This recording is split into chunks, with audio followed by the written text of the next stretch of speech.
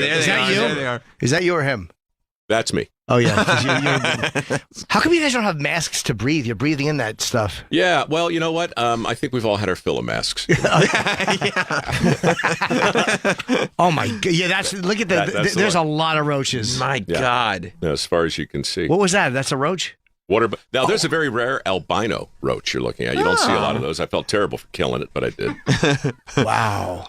Yeah. So when That would you drive me crazy. when you were narrating the show for Fox, or when you narrate the show for Fox, because I just watched the one where it was I don't remember what city it was. It was a sewage treatment. Milwaukee. Yeah. I just watched that one and how like they had to literally get a rake to get the flushable wipes off the grate. Just like God, I look, mean, if there's one public service announcement we could accomplish on this episode of your fine program, it would be don't flush your wipes.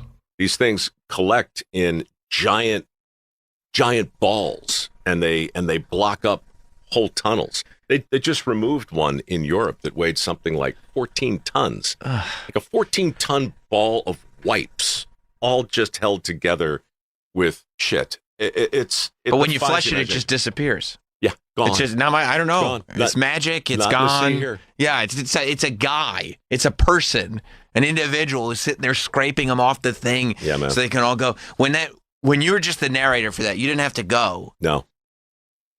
Is that a relief, or is there part of you that's like, man, I'd love to see that. I want to get in there? Yeah. Yeah, not really. 14 tons of shit wipes. Look, I mean, again, I got really lucky because I get to like all the hands-on stuff. Mm-hmm. That box is thoroughly checked with Dirty Jobs. Yeah. Dirty Jobs is an honest look at work through the eyes of an apprentice. How America Works is an honest look at an industry through the eyes of the workers. I see. Right, and so I pitched, helped pitch that show, and yeah, I narrated, and I would be there in person, but I can't be in two places at the same time. So, look, and again, that's what I meant before when I said the headlines will catch up with you sometimes. Right now, we got 11 million open positions in this country, $1.7 trillion in student loans on the books. People can't hire. There's a giant labor shortage right now, and it's impacting the industries we feature on both How America Works and Dirty Jobs. It's a huge thing, and it's a thing that my foundation is focused on. So, every now and then the universe lines up. So I got a couple shows on the air that both let me talk somewhat credibly about the importance of closing the skills gap, which my foundation does. Throw into that the weirdness of recording a song called Santa's Got a Dirty Job, which somehow goes to #1, which raises money for the foundation, which awards work ethic scholarships to people who want to learn a skill, the very skills that we feature on these shows. Then it starts to feel like, hey, man, you know what? You stayed at the party long enough to actually get a show or two and a cause. It's back to the mission thing. It's like shows are great, but if you're lucky enough to get tied into a mission that the headlines can help push along, then maybe you have something to say. What's an industry that you would push like a youngish person to that's like, that's got the student loan, had a whole plan when they went to college, is out of college now realizing that none of that plan is real life. It's not going to happen. Like, now I have to figure out life. Like, where is an industry that you would push them to that they'll be able to make a little bit of money, have some fulfillment in their life, Welding. Yeah, here's a trick. When you look at the skilled trades, you can't really look at it like welding, electricity, heating, air conditioning, plumbing. They're all tied together in ways that, many other industries aren't. And one thing will lead to the next. Right before I came over here, I was on Fox and Friends, and they wanted to talk about the foundation. And I said, look, let me bring somebody with me who's gotten a scholarship because they can answer the question you just asked better than I can. Her name was Chloe Hudson, and Chloe is 28. She's been making six figures as a welder for the last 4 years over at Joe Gibbs Aerospace down in North Carolina. She's beautiful. She's talented as hell. And she came to MicroWorks right on the verge of signing up for the loan that would have allowed her to go to medical school to pursue plastic surgery. That's what she wanted to do. It was only going to set her back $400,000. And at the last minute, she was like, you know what? It's It's just too beaucoup, right? Too much. But I've always wanted to weld. We gave her, I don't know, $5,000-6,000. She goes, gets a certificate, and has crushed it ever since. I mean, crushed it. She's like a star welder. So I literally, just an hour ago, was sitting there on Fox and Friends watching her answer the anchor's questions and made one of the most compelling cases ever for learning a skill that's in demand. Because I can't tell you, this happens on Dirty Jobs all the time. You know, I did a segment years ago with a welder, checked back in with him not long ago, just to see how things were going. Well, that kid moved a couple of times, which, by the way, nobody does anymore, right? You have to be willing to move and go where the work is. But then he picked up his electric thing, and then he got his plumbing thing, and then he bought a van, and then he started a mechanical contracting company, and then he hired 3 people. Now he's got a dozen people working for him, and he's got more work than he can possibly do. And Sam, I can't even, people don't understand how bad it is. The flooring industry, okay, there's an association of hardwood floorers and carpenters. They called me a month ago. I gave a talk to their annual thing. They got to hire 180,000 people in the next 5 years. They have no idea how it's going to happen. They can't get anybody to show up. If you go to my Facebook page right now, you'll see an exchange I posted last night in the airport at Sarasota with a guy named Mike Chambers, who comes up out of the blue, introduces himself to me, has a painting company in Indiana, right? And I just wanted to thank me for what I was doing. And I said, let me ask you something. How many people could you hire right now if they showed up ready to work out of high school, 0 experience? He said 25 to 30. And I said, what would you pay them? They don't know what they're doing, but what would you pay them to train them? $22 an hour. If they work, they'll be making $32 an hour in no time. He can't hire them. The cable industry can't find people. API called me. The American Petroleum Institute, thousands of open positions. So why aren't people getting hired? Because in restaurants, I've heard that too. They can't. People just don't want to work, or what is it? Go to a restaurant and see how long it takes. Right? I mean, every single thing right now, every single thing, every single industry that I know of is struggling to recruit. And the honest answer, Jimmy, is complicated and probably beyond my pay grade. Part of it is that we've been paying people not to work for the last year. And if you give the average person a choice between making $600 a week, you know, sitting home, and $600 a week crawling up the cable of a suspension bridge, you know, you can't blame them for sitting home. Sitting home's awesome. Sitting home's pretty good, you know. Nobody ever falls off the sofa. Well, it's true. You could fall off the sofa, especially if it's not a job you're passionate about. If it's just a way to make a living. That's right. Yeah. So look, I think our relationship with work in general is fractured, and I think that we don't agree collectively on the definition of what a good job is, and so consequently, work has been under siege. Have you ever done anything, an off the subject question, have you ever done anything at the Hadron Collider? I narrate a show called How the Universe Works, and we just did like 3 hours on this thing over in Switzerland. Yeah, that's just literally, I didn't see that. I'm just asking randomly because I'm like, you go to all these cool places. I'm like, no, it's amazing. I wonder if you ever went there. No, I'm going to go. I haven't seen it in person, but man, the stories of, they didn't really know what was going to happen when they fired that thing up. There were some pretty smart physicists who said, listen, we're splitting atoms at a high speed. You know, this thing goes all around the city. Some city. It's like 17 miles, right? Yeah. And, you know, particles are traveling basically at the speed of light or something very close to it. And so, you know, what happens when you go beyond that? Well, we don't know. Didn't they think it might cause like a small black hole? Like that was one theory. They were talking about like these little mini black holes would show up. Yeah. Well, look, Dirty Jobs is back. Premieres Sunday, January 2nd. As soon as the new year starts, boom. First Sunday, here we are on Discovery, 8 p.m. All the past seasons are available on Discovery Plus, and that really is one of those shows that, like, you turn it on and you're just not going to turn it off. You're just going to sit there for hours. I'm really glad the show's coming back, man. Thanks, man. I'm excited to see it. Hey, we have can I tell you about the cut suit? You tell me. Of course. You got it. All right, this is just one of these things, man, that it's just sticking with me. But these guys have created, picture a fat suit, except I do every minute in the mirror. Picture a fat suit filled with a circulatory system and organs, lifelike organs. Okay, these guys put on these cut suits, and they engage in very realistic battle simulations, and they train combat medics, right? So what they do down in San Diego is they'll hire real-life amputees to put on these suits, and then they'll simulate very realistic explosions, all right? That's what you're looking at right now. Oh, wow. And so you have an opportunity basically to operate on somebody, cutting into them. It's not really them, of course, but it is so realistic.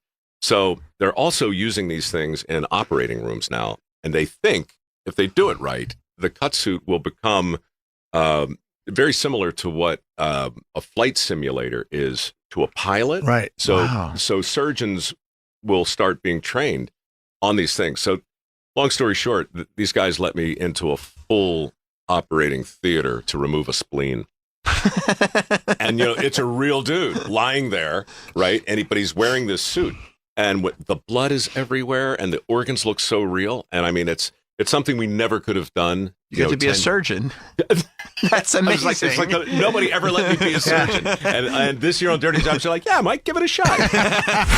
We'll be back with more Jim Norton and Sam Roberts.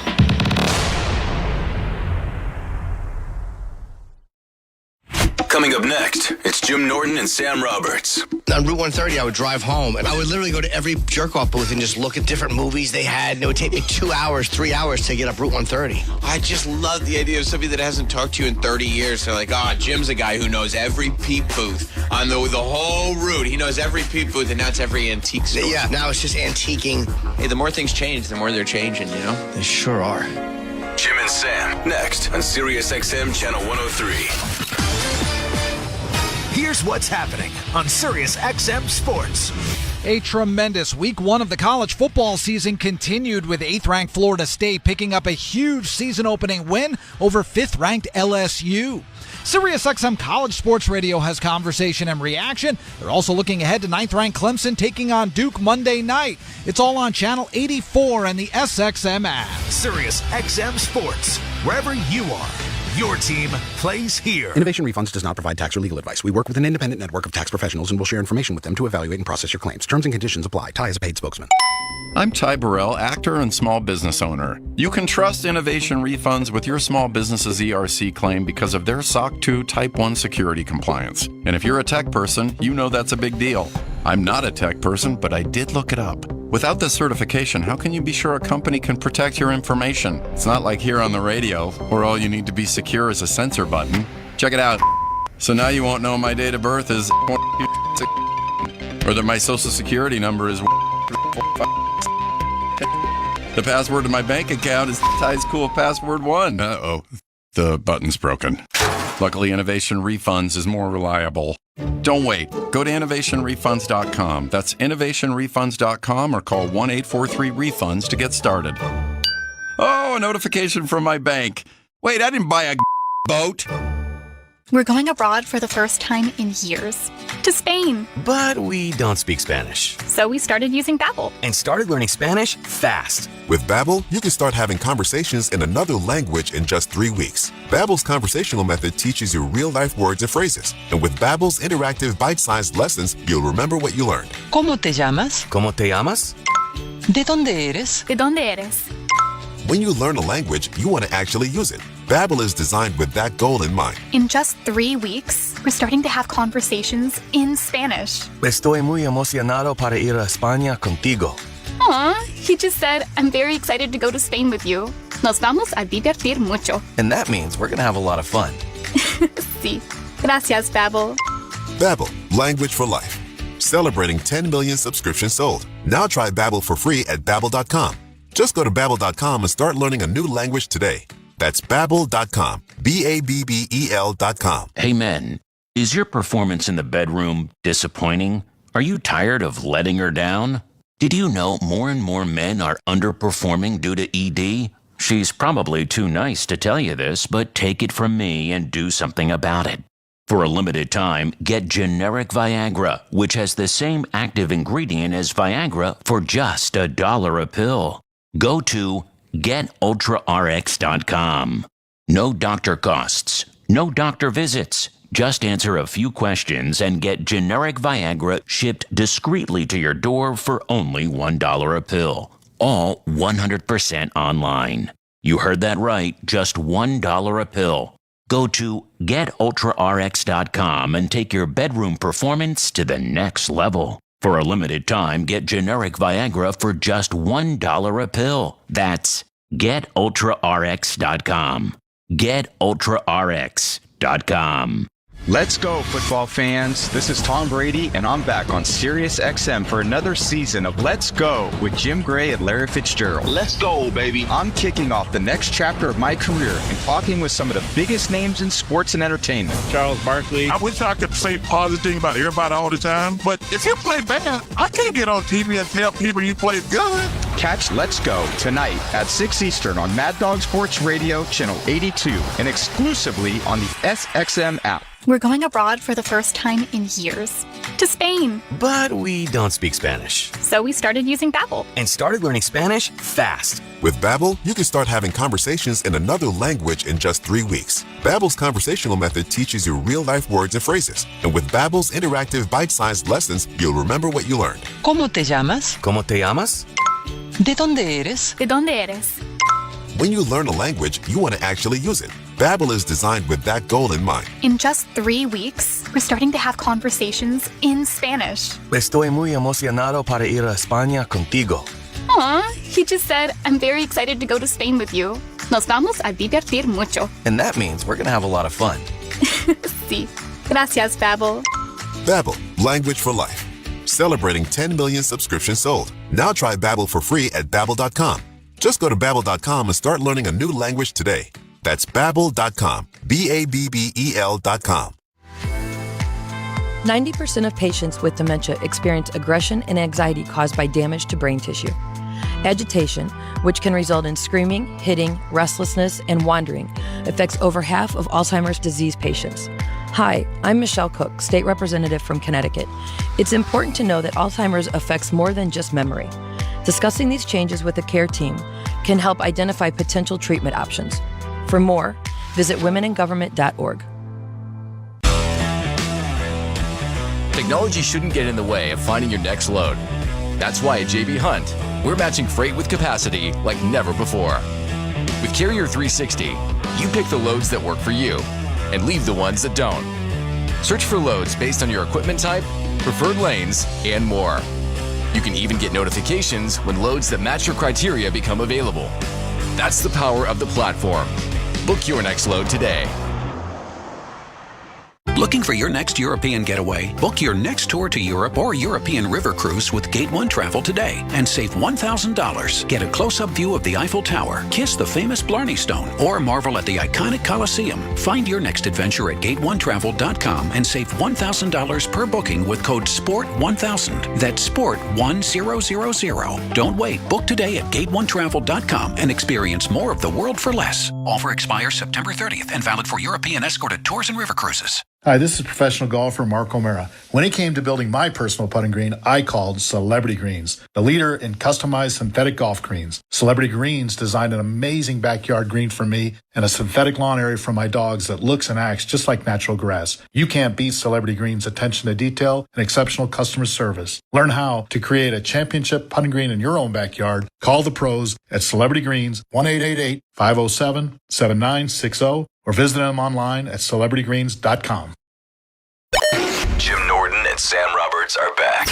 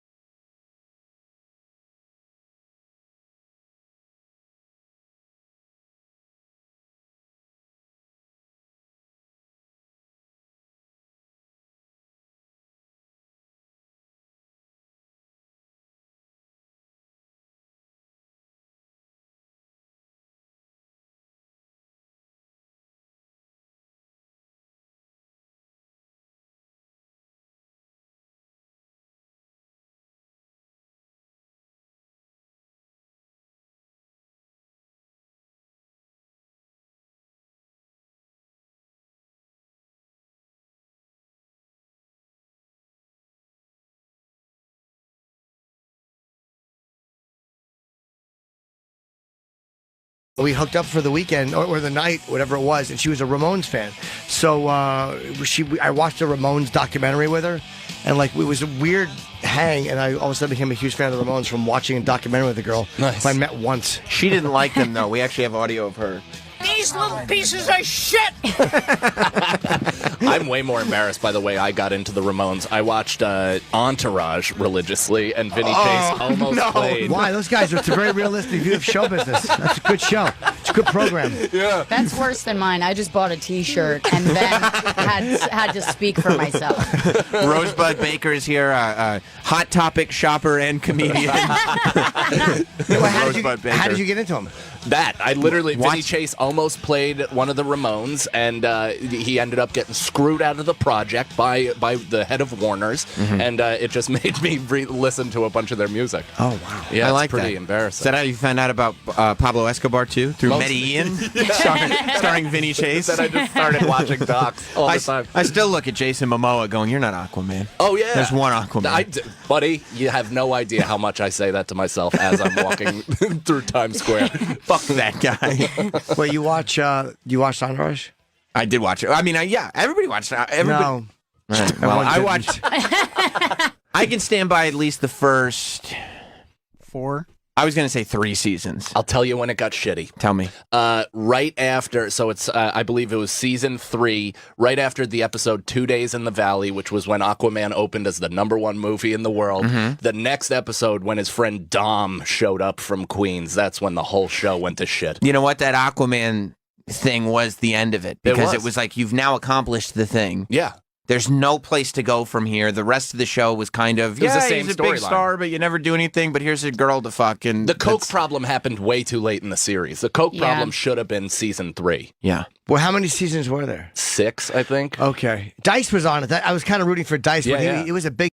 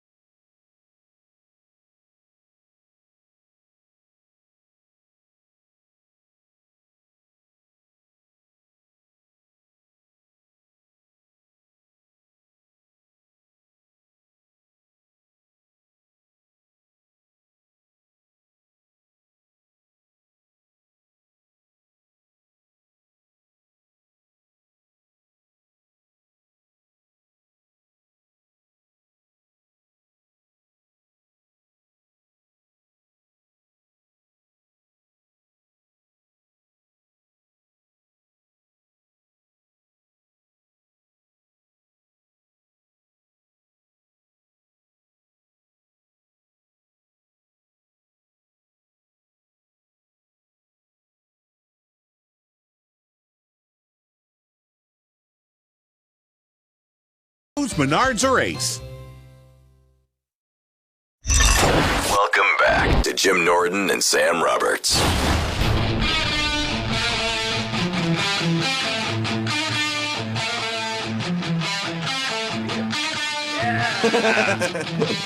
We return to Norton and Brand Muffins. That's not what we're doing. Yep. Norton and Brand Muffins. Mark Norman is here. Hey. Brendan Burns will be in very, very shortly. So I had Renee Young on my wrestling podcast, who I do the WWE things with, and I started the interview with a "What's the haps?" as I tend.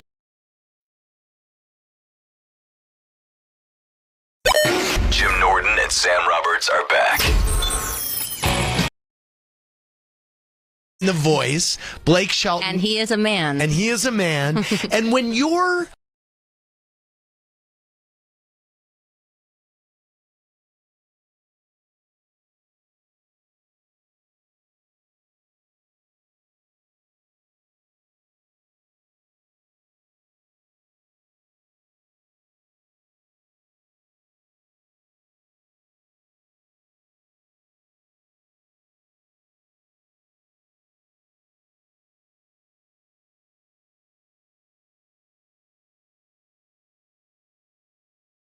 Sam Roberts are back.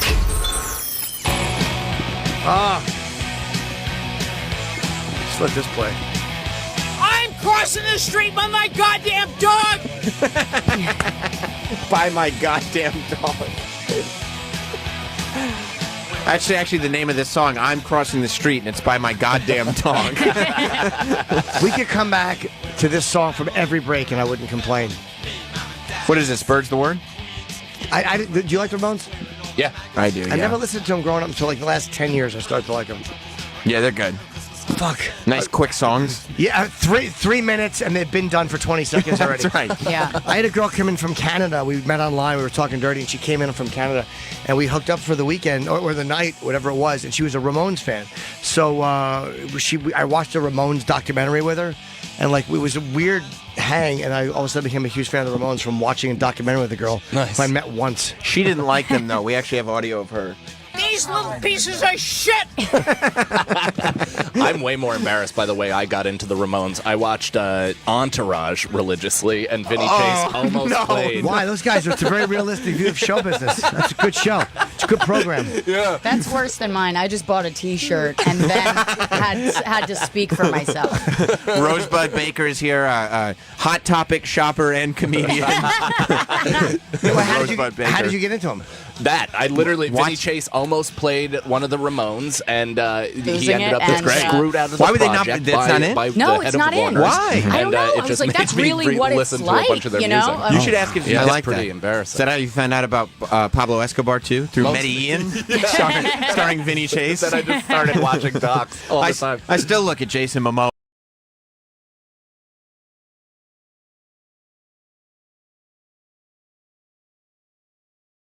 I'm not going to do that again. I will not bomb again. I've decided it's not happening.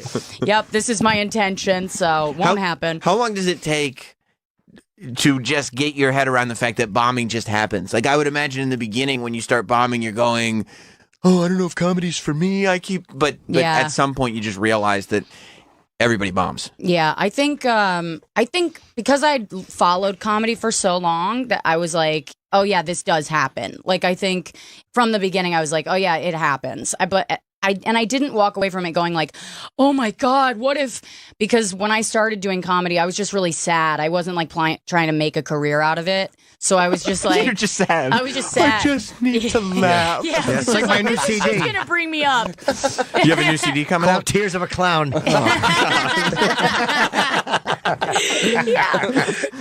I still haven't wrapped my head around that of course it happens, but it's like I'll feel better about bombing when I'm financially stable. Yeah. Like if like Jim's level is Yeah. fantastic because you get to kind of like try out bits without the pressure of being like somebody might see this. You're already so established and have so many things going for you that you're like you could be pretty comfortable. No, with I'm that, just at a right? point where nobody cares what I say. There's a Right. big difference. Nobody gives a shit. Yeah. Oh, look what he's saying. So what?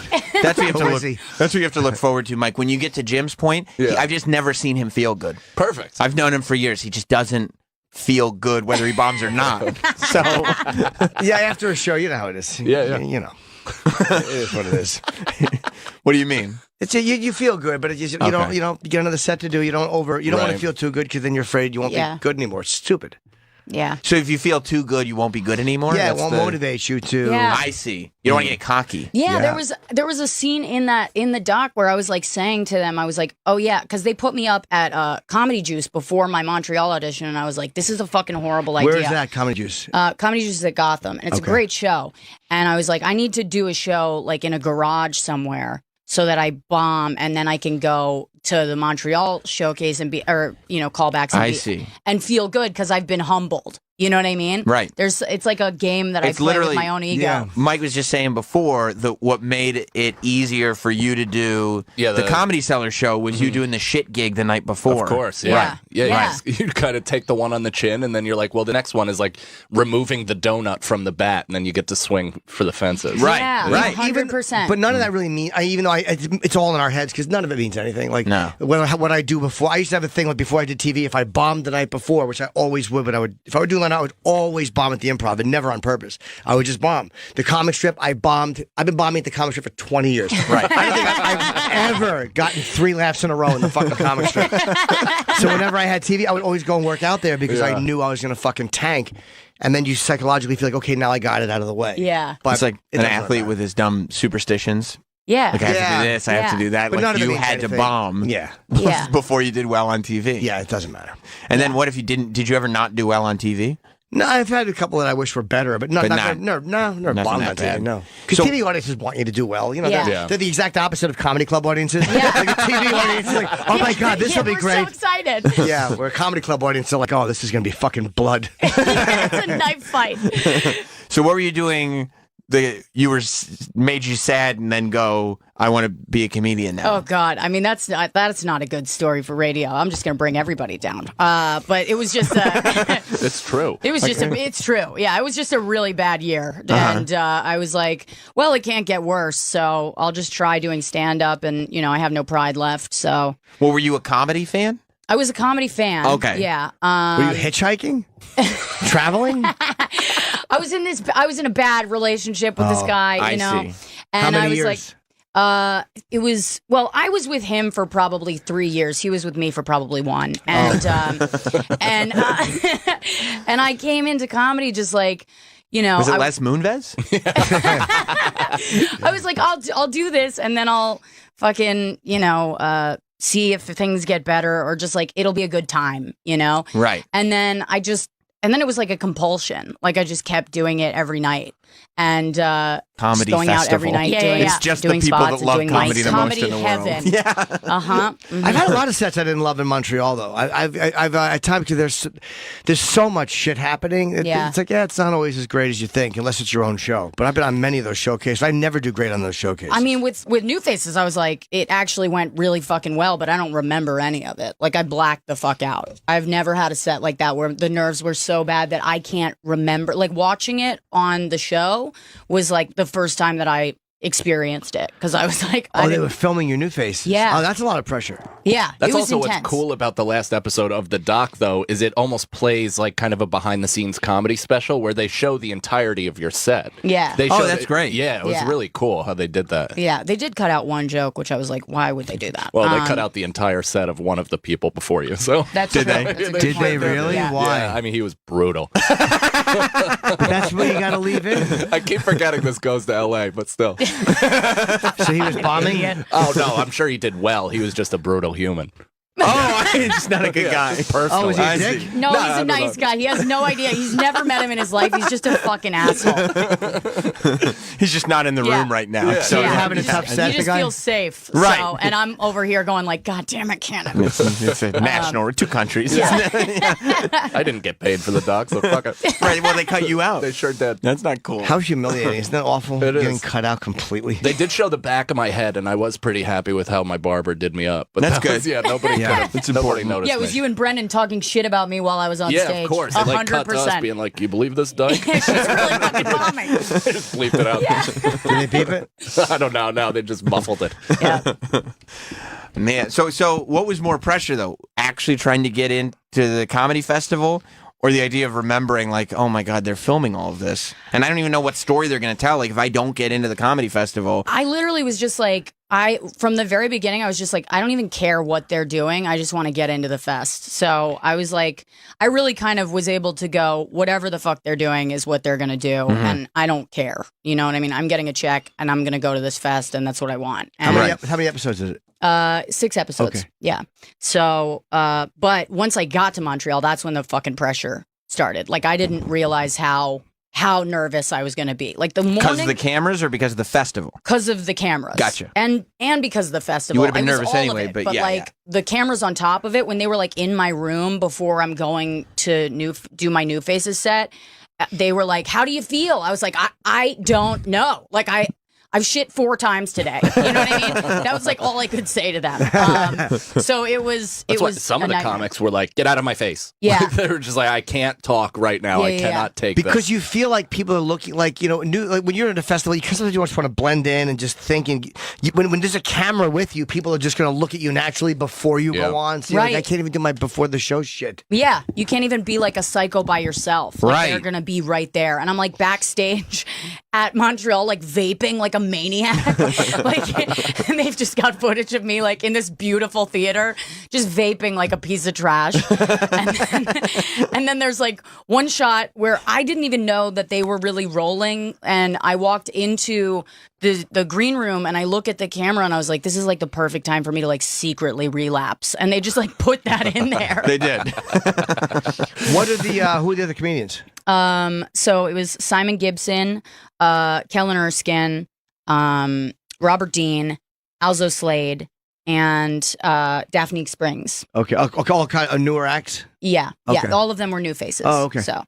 So some of them didn't make it. That was kind of brutal to Yeah, watch. It was yeah. tough. Didn't make it. To Oh, New but they Faces? showed them. Yeah. They showed the people who didn't make it They on did. the. yeah, they showed them getting the call. Like we didn't know we got the call, and we were like, the cameras were there when we got the call to find out if we made it or not. I mean, they were like in my home, like they used maybe 2% of what they actually shot with me because they were like living with me. Wait, at the they time. call? I never got a call. I just heard nothing. It took me 10 years to get into Montreal.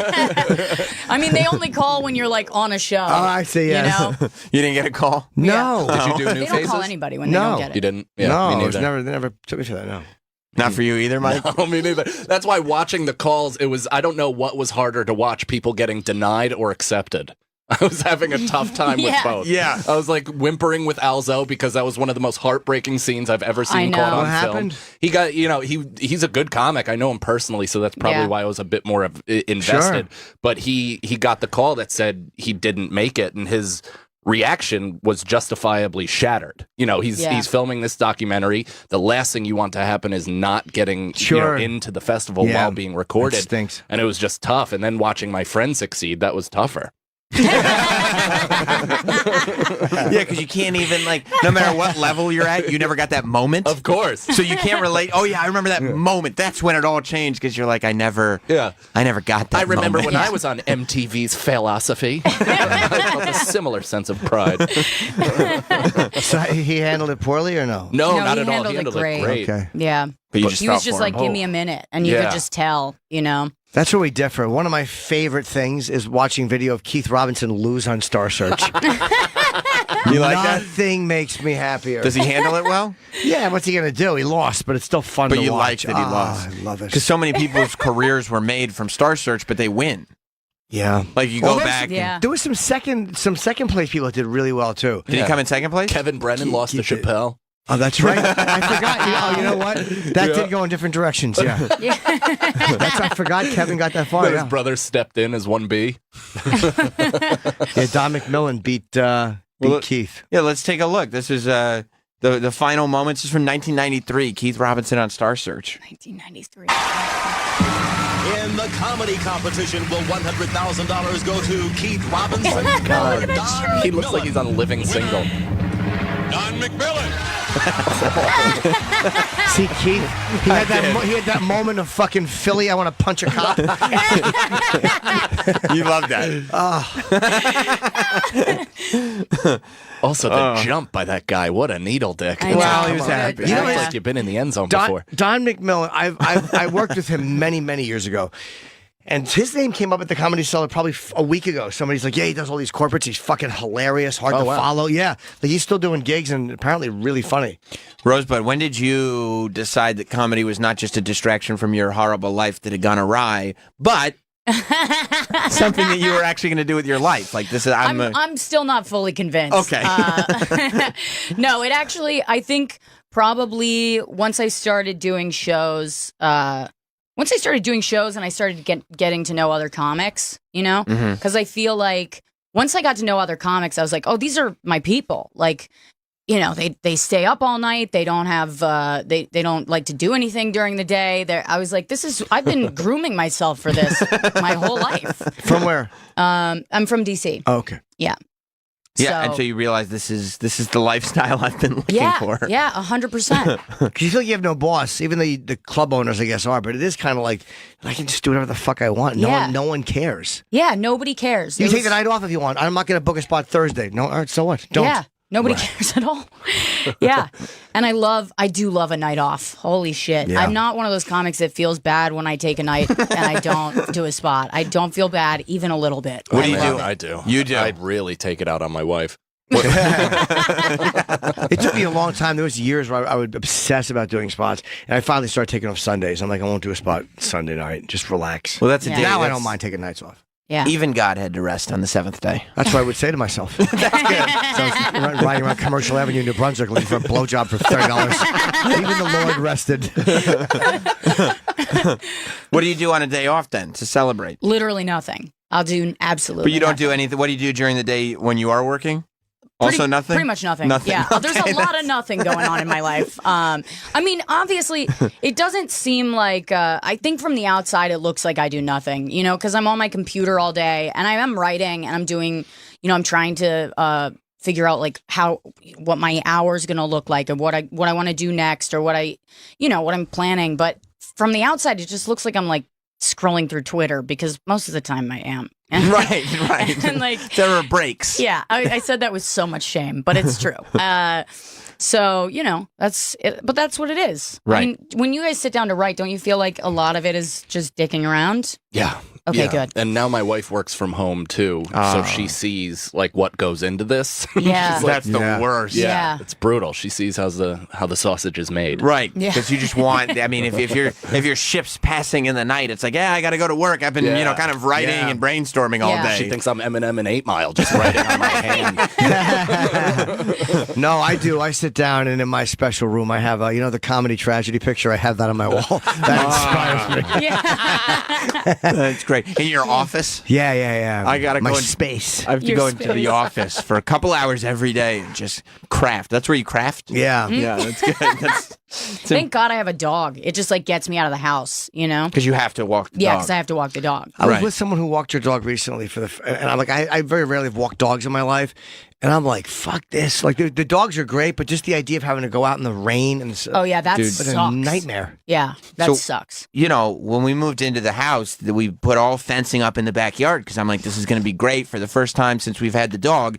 I'll just be able to let the dog out. Yeah. And It I won't go won't out. have to walk it. She goes out, but this is what she does now. I have to put her on a leash now and go out with her and just walk in the backyard because there's some, I don't know, we live in the suburbs, so there's raccoons or whatever kind of other animals. And 3 times now, she did it twice in the same day.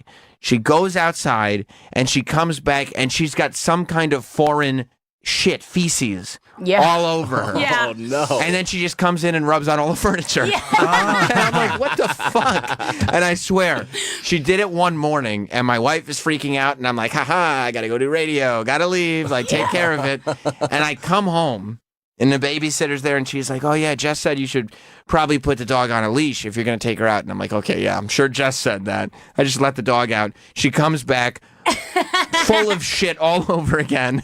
Yeah. Have to give her another Is bag. she rolling around in it? Like, she probably sees like a pile of like possum shit and just lays in it? What a Yeah. dumb dog. It's all on her neck and like in her collar. Dude, that and like happened with my dog in Central Park. She probably, I'm guessing it was human shit because it's Central Park. Yeah. You know what I mean? It's not a bear shit. It's definitely, there. You know, there's enough of it that it's like, it's either a Great Dane or a fucking human. Yeah. Right. Some dogs do that instinctually to cover their scent. So it's like a hunting dog thing. She doesn't live in the forest. She lives in the suburbs in a house. That's why I said instinctually. She's not conscious of the fact that she lives in the burbs. My buddy Spess, though, he walks his dog, in the suburbs in his backyard all the time, and he's been sprayed by a skunk 7 times. Him personally, not his dog. 7 times. 7 times. At this point, it's his fucking fault. That's his Absolutely. Yeah, a For million sure. %. But he's just been hit. But he's had to take just constant baths in tomato juice. Does he not see them, or when he doesn't see walks it. up on them? Yeah, it's night, and he doesn't see them, and all of a sudden they're like pointing their anus in his face. And it's too late. Good God. Skunks are the worst. Yeah. Maybe the most traumatic day of my childhood was the day, my dad went out with the dog in the morning and then just let the dog back in the house. The dog had gotten sprayed by a skunk while he was out with my dad, but my dad was like, yeah, I didn't think it was that bad. So he just let the dog back in the house. The dog, of course, doing what a cute dog does, wakes everybody up, jumps up on the beds, wakes God. all the kids up, is all over us. The whole house reeks. Oh my God. But we leave the house and we're so used to the stench because it's now everywhere in the house. We don't smell it on ourselves. Oh, no. But I got Skunk Boy went to school. And for the whole day, there's no getting out of it. You find out first period that you smell like a skunk, and you know that that's just... And that's who you're going to be for the rest of your life. Exactly. And I say the truth. Oh, what, Sam, did you get sprayed by a skunk? No, my dog did. Oh, okay. Right. That's why you smell like You're that. acknowledging it's a skunk on Right, you. right, Skunk Boy. I'm sure your dog got sprayed, not you, stupid. It's like hotboxing a car with weed, and then you leave being like, I don't smell like pot. Yeah. And Right. you're like, no, everybody smells Yeah. weed all over you. Right, and then what are you going to say? No, my friends do it, but I don't really do it. Like, Yeah. okay, Your sure. did people call you Skunk Boy for real? Of course they did. My dad used to call me Dog Boy because when I was 10, I was afraid to take my dog out in our 2-acre yard in the like at the bottom of a fucking I hope mountain. that's why he called you that. He had a jar of peanut butter in his hand. Maybe that's why I don't talk to him. Just repressed peanut butter memories. But no, it was very bad. It took a long time. It takes to show up to school, to public school, smelling like skunk. Yeah. It takes a long time Dude, that's to terrible. get that off you. And you And were an undersized boy. it was before the HGH. Sleight of So hand. I was very small for my age. Yes. Yeah, it wasn't when you're tiny and also reek of a skunk. Yeah, Not a good time. smelly, fragile young man. Right. I remember in 6th grade was a 8th tough time. Yeah, 6th grade. That's a rough time for that to happen. Oh yeah. Like I broke both my arms at the same time in 7th grade. Jesus How did Christ. you do that? Holy shit. And it's the only time I've ever broken anything. And I because I showed my sister and I were rollerblading, and I was like, you have to go down this hill with no brakes on. Like, you're doing it wrong. Of course. And I'm showing her like how to do it. I'm like, no brakes, no helmet, no fucking wrist guards or whatever the fuck. I flip in the air. I don't know what happened. I like my blade like went one way, and I just flipped in the air, landed on both my arms, and let out a shriek that was I heard my sister start to laugh and then immediately go, "Oh my God," right? This is real life. Right, yeah, like this is real. And we're in the middle of nowhere, and like these people heard me screaming from their house like a mile away. And I'm like 100% that was me. And You just love it. and for the rest of the year, it was just like jerk off jokes. You know what I mean? It was just like she can't jerk anybody off because she's like got sandpaper arms. It was So wait, you had both arms in cast at the same time? How badly were they broken? bad. Like I had both arms like this, and I couldn't shower. You're a real like John I had McCain. my sister had to fucking shower me. Like it was bad. Oh, that's great. That's the It was plot of every film I've ever loved. That's Taboo 6. Wow. Okay, so 2 broken arms. How long were you out of commission? 3 months. Wow. Could Yeah. you write? No. So somebody else, how did you, You couldn't do, eat. Like fucking Alex did a Clockwork Orange. Yeah, it was bad. Yeah. What job it out much? Oh my God, it's such a nightmare. So how could you eat? I would just try to do the best I could. You know what I mean? Like it was like if I leaned my head towards the spoon, hand. it was Yeah. fine. Which It was broken worse? What's that? Which arm had worse The damage? right one. Oh. Yeah. They were broken for so long that at one point I remember I forgot they were broken. I was at a pool party and I forgot that I had casts and I jumped in the pool. Stupid. Like they just became a part of me.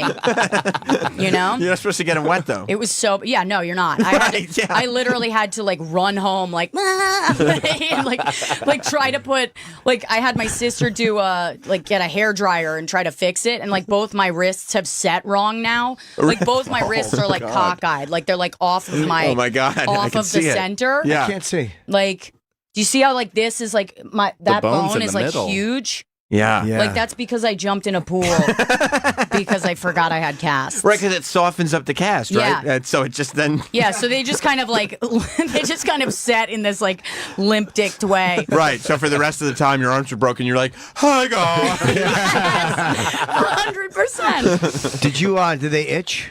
Yeah, bad. They do, right? What do you Yeah. have to take like a little fucking a ruler or something? Yeah, if you don't have 2 broken arms, you can do that. I just had to sit there and learn to take the discomfort. How do you take it? I've tried not to scratch an itch. It's almost impossible. So Well, how you do don't have your arms in casts. Well, no, I know, but I'm saying, how do you convince yourself to not scratch? Like, what do you do? You don't have to I would convince just, yourself. I would just yell. You know what I mean? I would just be like, ah! But does it eventually go away? Yeah, eventually it goes away. Did you get hairy? Because when I broke my hand and then I took the cast off, my arm in a way to protect itself from the cast grew all this fucking hair. Well, you were also on a whole bunch of supplements and steroids at the time. That is a tremendous amount of steroids. Yeah.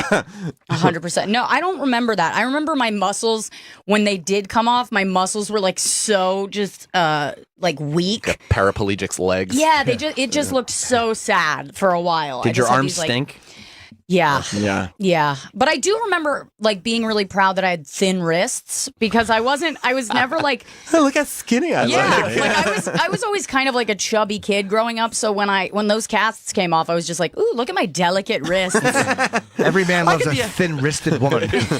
named Bud. Yeah. I'm Bud the hand model. Yeah. You know what would be fun?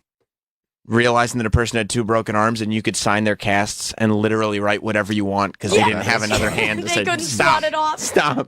100%. What's your first thing? I'm doing swastikas. I was going to do dicks, but swastikas would be far more damaging. Can you turn that into a box or something? Like, can you just Make it a window. Yeah. I'd probably write something that Bruce Willis would wear on a sign in a film.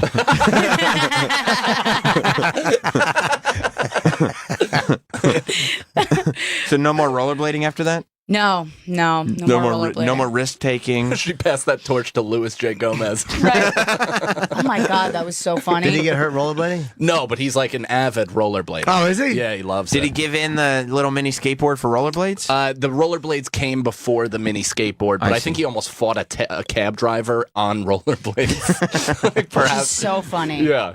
Of course he did. Yeah. I mean, which one would do? Did he have his wrist guards on when he fought? I'm sure he did. Yeah, that's why he felt like he could hammer fist him to death. It really is amazing. In this day and age, like rollerblades were such a 90s thing. Yeah. The idea that people just use them like they're a thing.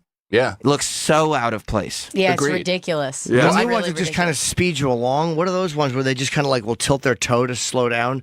They might be like skateboards, but people look like they're not making any motion. Oh, the sneakers. The No. ones that have like the rollers on the bottom of them. No. These are actually it's either roller. Oh, roller skates. It's not roller skate. It's like but Pete would have not a hoverboard, but it was like a skateboard that actually just goes really fast. You know what I'm talking about, Travis? Oh wow. No. You sound like hoverboard. You sound like Giuliani trying to tweet right now. Well, maybe possibly. I didn't know what the thing is called. You talking about the hoverboard? Yeah, they're called hoverboards. Oh, they are hoverboards. Okay, I was right. Right, those aren't rollerblades. No, I'm just saying there's something that okay. propels you. There's kids in my neighborhood that like during the summer were doing choreographed dances with their hoverboards. It was the most impressive thing I've ever seen. Oh, in my do life. hoverboard on top of a roof in Dubai. Oh my god! No, I can't watch that. No, you won't bother you. That's No, I good. want to see it. I want to see it. Oh my God! I want to see this. Do heights bother you, Rosebud? Not entirely. This will. Yeah, heights bother me a My lot. palms are already sweaty. No. I just saw the edge. I can't do Oh it. my God. I can't do it. Oh my God. Please say this guy dies at the He end. is. He's got to be Russian, right? Look, there's only one thing that I want to say to this guy. I hope you get a goddamn fucking citation for $1 million, you both pieces of shit. Why did that get dislikes? Who dislikes that? I would dislike that. Why would you do that? Look at my palm. Oh my god. Oh, this hairy. guy's the best. What is this guy doing? He's hoverboarding on a skyscraper. Dude, fuck these. I can't do it. He's very good on a hoverboard. Look at how close to the edge he is. Yeah, I know. I don't like the camera angle. The spins are like. I wish they would all die. I wish they all fell off these buildings. They deserve it. I honestly do too. I honestly wish that this ended with them dying. The same way Rosebud kind of deserved to have both of her arms broken when she said, "No brakes!" like these guys deserve to just fly off these roofs. Get I can't watch out of this. here. This is fine in the middle. I'm not worried about him when he's But in he's the on middle his there. hands. That could easily take a shot 3 feet. Yeah, what if he? I can't even stand him walking. get Oh my Oh, god!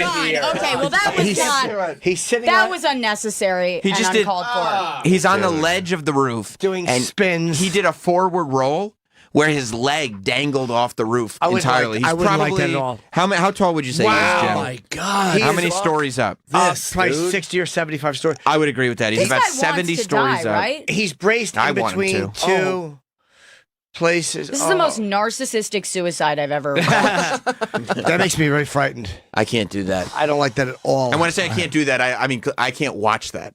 Yeah. No. Yeah. They do You're fall up sometimes. out of your chair. I can't. It's so bad. Did you ever see the guy going down? There's a guy who slides down the roof of the building.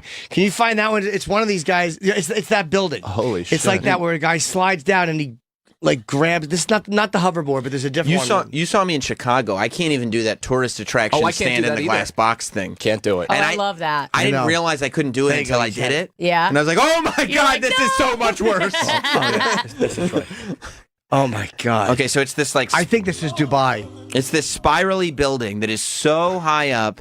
The guy's on the outside, he's on the roof. That should have been him running up. Should have been a scene in Creed 2. He's climbing up. Yeah, that's how he trains. How are? Yeah, this guy's crazy. What? Oh, he's rolling and sliding. Oh my God. He's I just doing hate him so much. somersaults. And slide. Oh my God. Oh my. I hate him. Oh my. I can't It stand does- him. He's sliding Yeah, down. I know, it's So uncomfortable. the roof is He's on. so high up. Holy shit. The roof is on this like slide-looking thing. It's a curve that slides down, and he's sliding and rolling down this roof that is probably 100 stories. Does that in the make your air. palms sweat? My palms are sweating. Dude, Yeah, me too. Pouring rain right Me now. too. That's weird. That's a crazy one. That one, which one? That's called Beastly Daredevil slides down skyscraper. So watch He's that not if you. beastly. He is.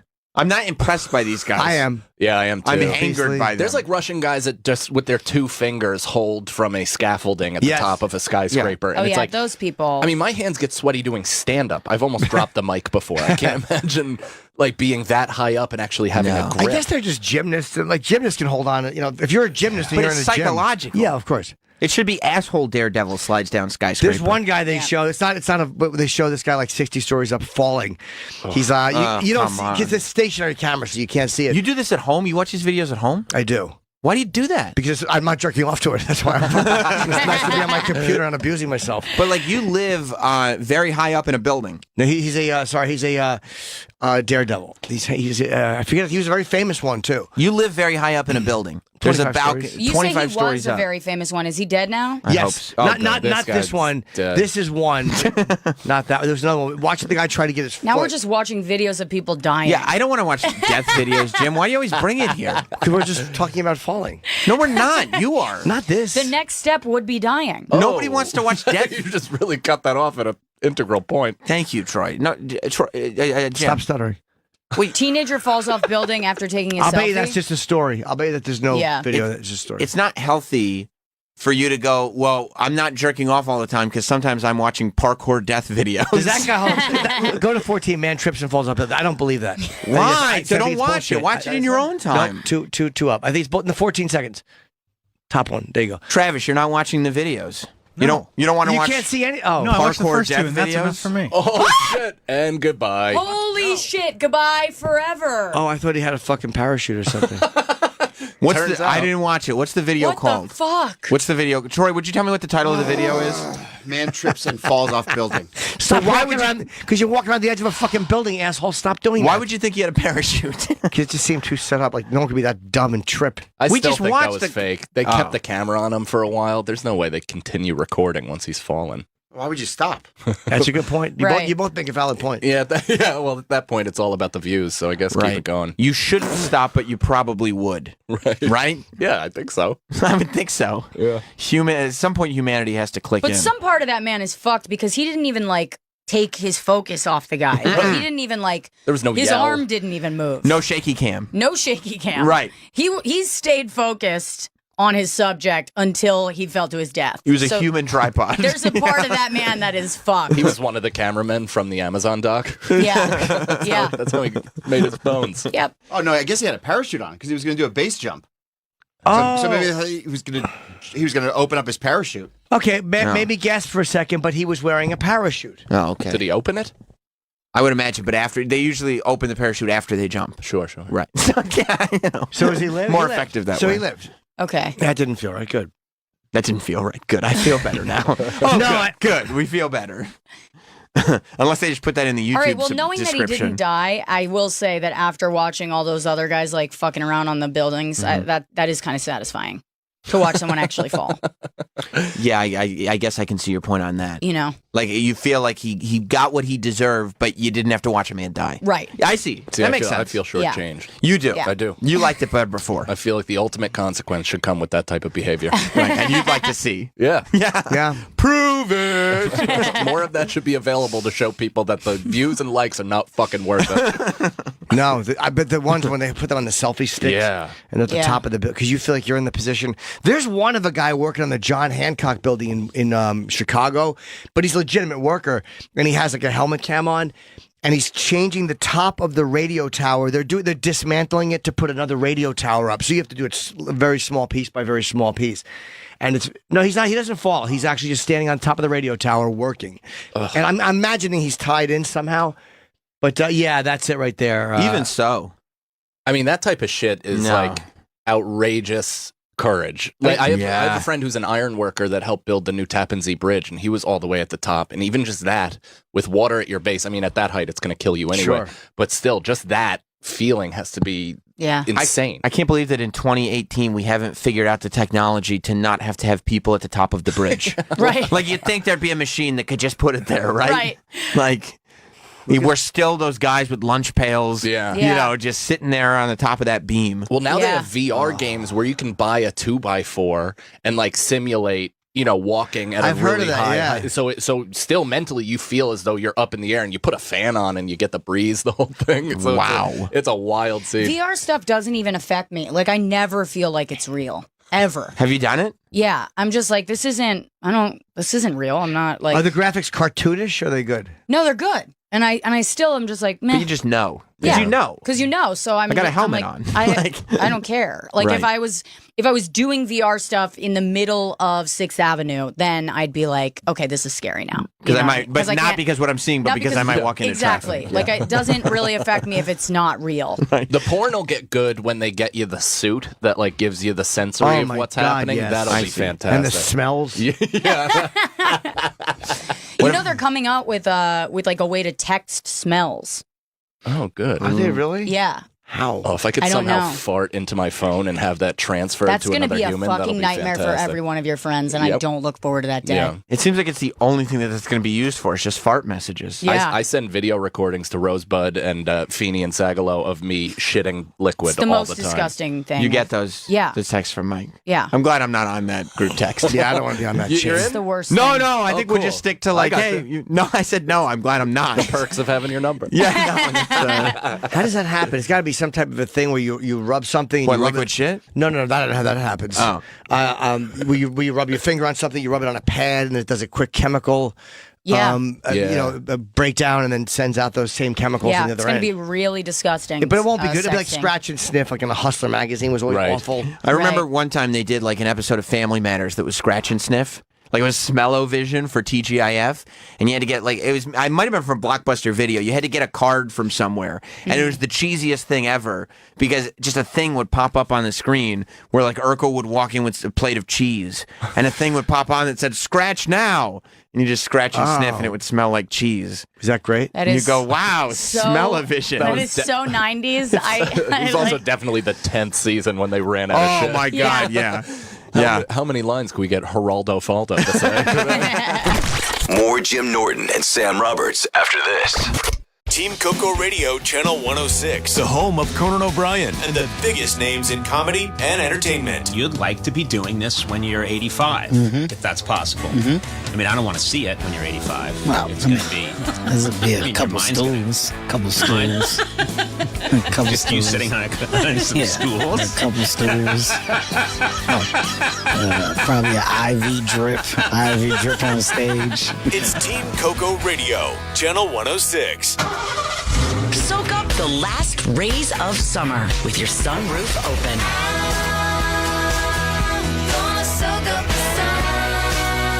Driving jams and sing-alongs so hot, you'll burn rubber all Labor Day weekend. Endless Summer Road Trip, a road trip radio mixtape. Now sizzling in the SXM app. And keep your wheels spinning year-round with Road Trip Radio on Channel 301. This show is sponsored by BetterHelp. Sometimes those thoughts get the best of us. They're racing through our minds. You ever find that just as you're trying to fall asleep, your brain keeps talking to you? Your thoughts start racing right before bed or other inopportune moments? It turns out one great way to make those racing thoughts go away is to talk through them, the actual problems behind them. Therapy gives you a place to do that. So you can get out of your negative thought cycles and find some mental and emotional peace. If you're thinking of starting therapy, give BetterHelp a try. It's entirely online, designed to be convenient, flexible, and suited to your schedule. Just fill out a brief questionnaire to get matched with a licensed therapist and switch therapists anytime for no additional charge. Get a break from your thoughts with BetterHelp. Visit BetterHelp.com/Teft today to get 10% off your first month. That's BetterHelp, HELP.com/TEFT. You may have heard the story of Gunther, the world's richest dog. Legend has it that when German Countess Carlotta Liebenstein died in 1992, she left her $80 million fortune to her beloved German Shepherd, Gunther III. Since then, Gunther's descendant, Gunther VI, has inherited the money now worth $400 million. Which begs the question, what do you get a dog that owns a jet, a yacht, and multiple homes? Simple. You get him a Saatva luxury dog bed, not your typical slab of foam covered in polyester. These are true inner spring beds that provide unparalleled back support and proper spinal alignment for dogs of all sizes. They won't flatten over time, and their nano coils make it easier for even the oldest dogs to get up off the bed. In short, this is the finest dog bed you can buy. And you don't have to have Gunther's millions to afford one. Get your dog a bed that's fit for a billionaire. Go to Saatva.com/ Got that? That's SAATVA.com/woof. Summer songs from 5 decades. The Summer Throwbacks Collection. Mixes from your favorite Sirius XM channels. From the breezy bops of 70s on 7. To sun-soaked sounds by Pop 2K in the 10 spot. Tap into the Summer Throwbacks Collection, now in the SXM app, free with all trials and popular plans. This show is sponsored by BetterHelp. Sometimes those thoughts get the best of us. They're racing through our minds. You ever find that just as you're trying to fall asleep, your brain keeps talking to you? Your thoughts start racing right before bed or other inopportune moments? It turns out one great way to make those racing thoughts go away is to talk through them, the actual problems behind them. Therapy gives you a place to do that. So you can get out of your negative thought cycles and find some mental and emotional peace. If you're thinking of starting therapy, give BetterHelp a try. It's entirely online, designed to be convenient, flexible, and suited to your schedule. Just fill out a brief questionnaire to get matched with a licensed therapist and switch therapists anytime for no additional charge. Get a break from your thoughts with BetterHelp. Visit BetterHelp.com/Teft today to get 10% off your first month. That's BetterHelp, HELP.com/TEW. And lower respiratory tract spreads quickly among infants and children. In fact, RSV is the leading cause of hospitalization in infants. Hi, I'm Delegate Shelley Simons from Virginia. Believe it or not, RSV is so widespread almost all children are infected by age 2. But now, there are more ways to help protect families from serious illnesses and diseases, like RSV. Talk to your doctor about preventative options today. For more, visit womeningovernment.org. Fuel. It's one of the biggest expenses of your trucking business, so saving money on it is key to your bottom line. That's why OOIDA has created Trucker's Advantage, the only fuel card designed exclusively for OOIDA members. Trucker's Advantage gives you the deepest discounts of any fuel card in the industry through one of the largest discount networks out there. Start saving with OOIDA's Trucker's Advantage. Apply online at truckersadvantage.com. Welcome back to Jim Norton and Sam Roberts. My friend Bob was at the Tony Awards. Good. He night. asked me if I wanted to hook up and hang, and I just didn't have time. I don't think that's true. It's true. And this is how it went down. Ladies and gentlemen, Robert De Niro. That's how you know they don't know him. You don't think they know him? No. I'm going to say one thing. Fuck Trump. Whoa! Look at him. He's got his arms up in the air. I Russell Peters, welcome, man. Hit pause for a second. We're watching De Niro at the... De Niro at the Tonys. What's going on, man? Hi, kids. How are you? Look at you, Sammy. Look at I'm me. so proud of you, kid. Thank Jim, you. I expected this of. Yes, of course. You're the real shocker here. Did you see De Niro last night at the Tonys? Tonys. No, I'm straight, so I didn't watch the Tonys, but I did see the highlights. Let's just watch this clip. This is a good one. I'm going to say one thing. Fuck Trump. Look at his arms up in the air.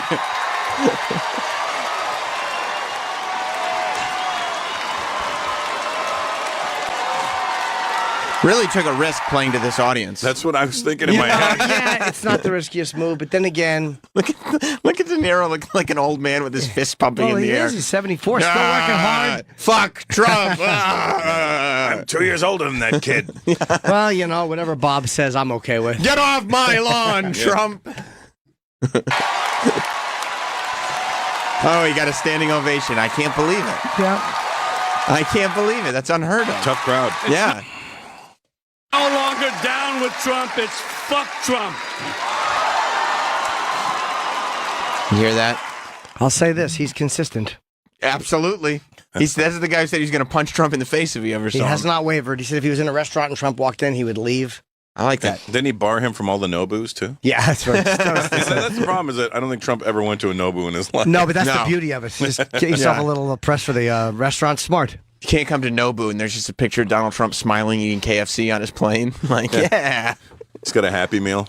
And by the way, to the guy telling me that, Corey, I know that the iPhone has the Faces album. Fuck the Faces album. Well, wait, I want to name my fucking photos. Let Corey explain You can't name...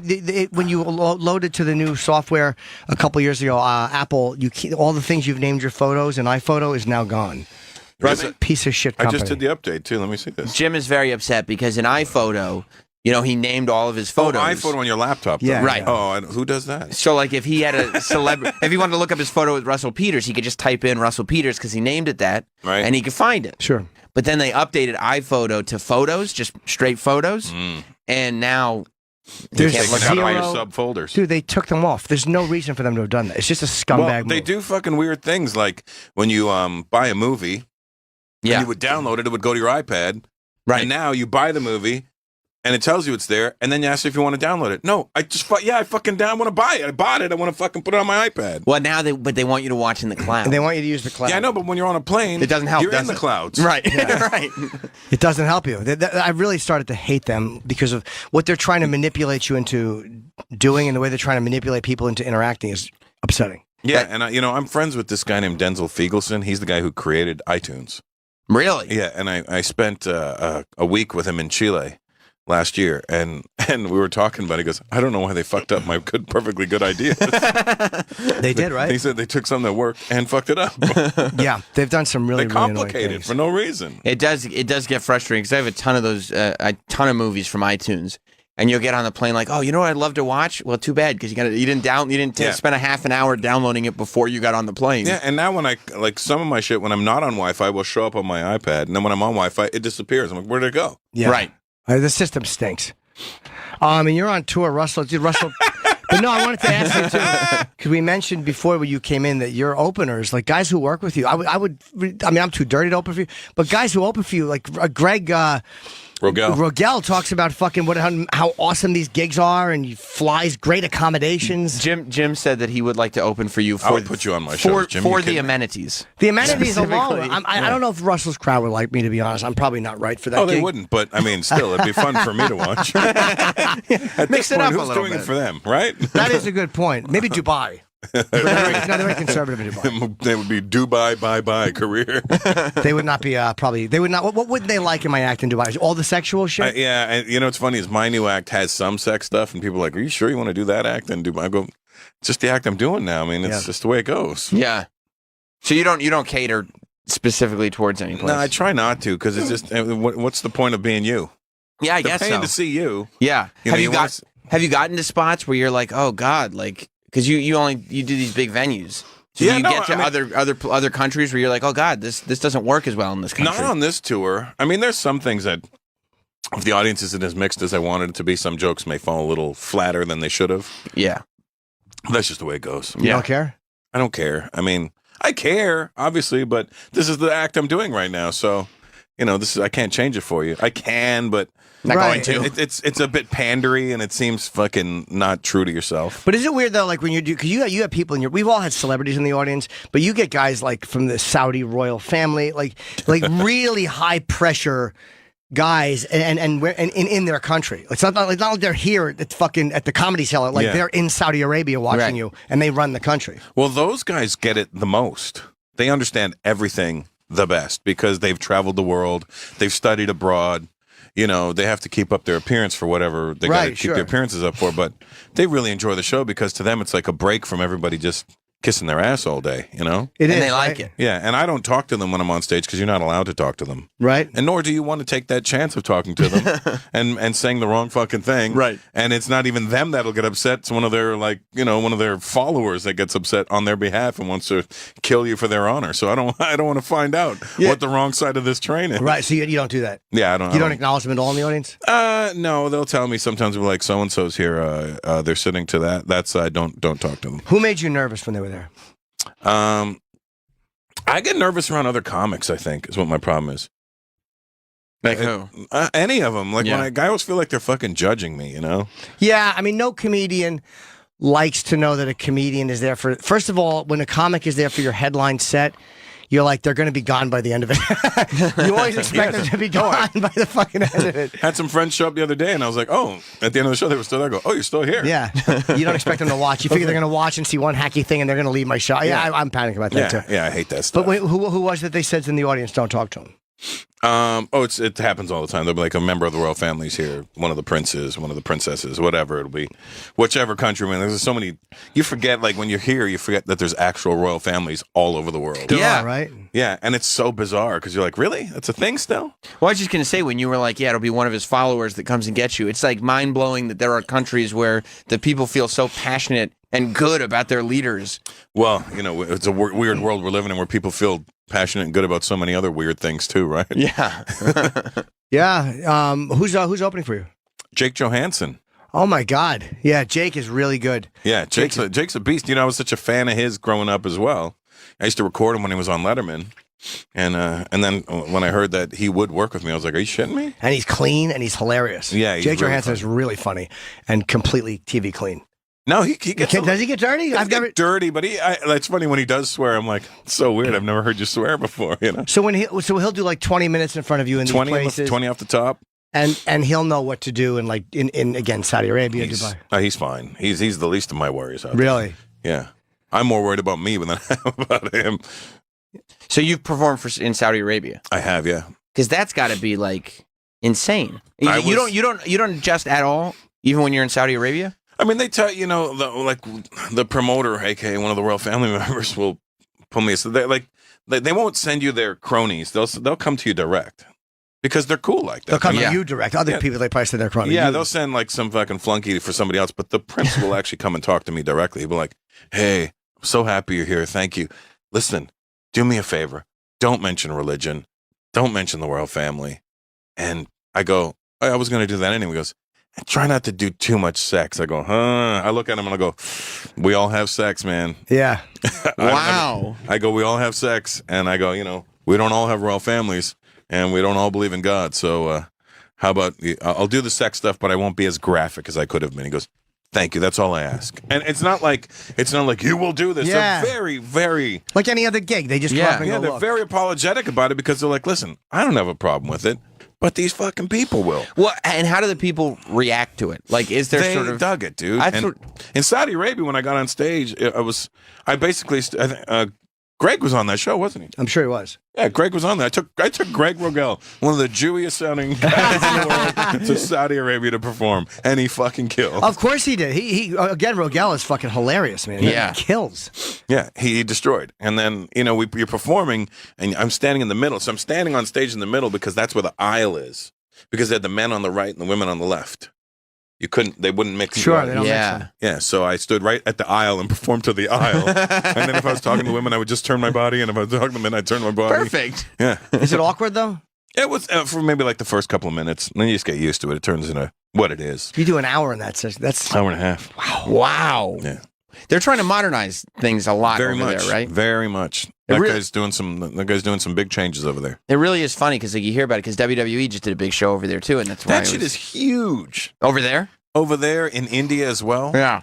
Like it's like ridiculously huge. My uncle who lives in Calcutta, who lives in like a little village, like those villages you see on like UNICEF commercials, Yeah. where it's all fucking mud and flies. Yeah, he lives in one of those. I don't know why.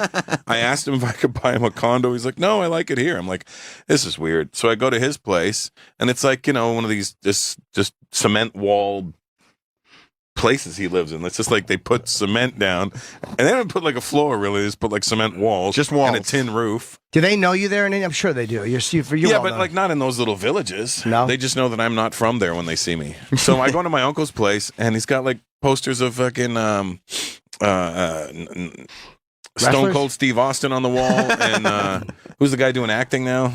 The Rock, No, the other one, John Cena. Yeah, John Cena. Yeah. Got John Cena on the wall. Yeah, it's amazing. so wild. But not like framed posters, like just those little like a fucking teenager would throw it up. like how I had a Farrah Fawcett one in the Sure. 70s. Now I have one of her son. Oh, you really do like faucets. Was he a naughty boy? Not Attempted good. murder. Not good. Oh yeah, he got it. Yeah. Yeah, they got him. Jesus. Oh boy. They got him. Yeah. Imagine that. That's your mom. His dad is Ryan O'Neal. Ryan O'Neal. Yeah. Fuck. So who over there are the people that are trying to maintain tradition in Saudi Arabia? Because it seems like, obviously, the prince who's in charge now is trying to modernize things. And it feels like a lot of the people, when they get a taste of it, like it. Oh yeah, I mean, Like they don't rebel against that. It's not the people so much. There's like these things. There's these people over there called the cultural police or the religious police, and they literally, like, I was in the mall, and the guy, some random guy, just walks up to me and like, "Did you pray today?" I'm like, "What? What? Did I? No." Well, it looked like there's Arabs that look like you guys, especially you. He would say, "Did you pray today?" Yeah, but he asks you in Arabic, and I'm like, "Huh?" And I know what he's asking me because the guy warned me before I got to the mall. If these guys come up to you, but it's so weird because But you can't be rude to them. No, and because part of me wants to be, fuck you. Yeah. Right. Yeah. I don't pray ever. Wrong response. Yeah. I don't Completely. even watch Eat, Love, Pray. Yeah. No, but I've been meaning to. Yeah. That's the answer you give him. That's amazing. I was praying that I would. We have the PC police. Like people say, oh, the PC police. Over there, it's actual police. that are coming up guys. to you. And, Actual guys. Wow. Well, how are the malls over there? The malls are amazing. Probably They decadent. have every fucking. It's all designer stores, and they're never open. Why? Really? Because they got to pray 5 times a day. So every time I would go to the mall, it was like a fucking prayer hour or prayer time, and I was like, "Is this mall ever?" I went there 4 times; it was never open. Because this mall fucking ever open? They shut down the whole mall? Yeah, they shut it down. Yeah. Of course, it's Gucci, Louis, Hermes. It's every designer, everything designer. There's nothing cheap in those malls. Wow. Yeah, it's just like going to a mall here, but probably costs a lot more there. Yeah, but no, over there's here- no taxes there. Oh, really? Yeah, they got a lot of money over there. I don't know if you're aware of that. What did you do? How often do you go to Dubai? Do you spend a couple days there? I've spent much time there. I've been going there for 20 years now. You realize that? Okay. I really want to go once just to go to the top of the fucking tower. I've been there as many times as I have. I've never gone to the top of the tower. You don't want to? It's never occurred to me because I'm an idiot. You don't stay in that hotel in there? No, I stay in like the first time I went to Dubai, none of that shit existed. So when I was there, it was the Hyatt was the only hotel there. And it was in the middle of the fucking desert, and we would perform at this place called the what was it called? It was like the Safe or something like that. It was like the Vault. It was called the Vault. Okay. And it was this nightclub in the basement of the Hyatt. And then as soon as the show was done, it would just fill up with hookers, like Russian hookers. Wow, it's like my room. But these were women.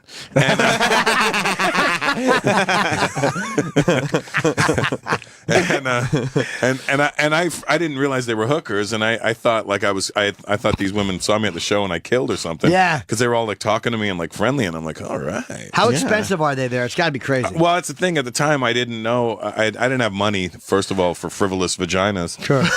But the promoter bought me one.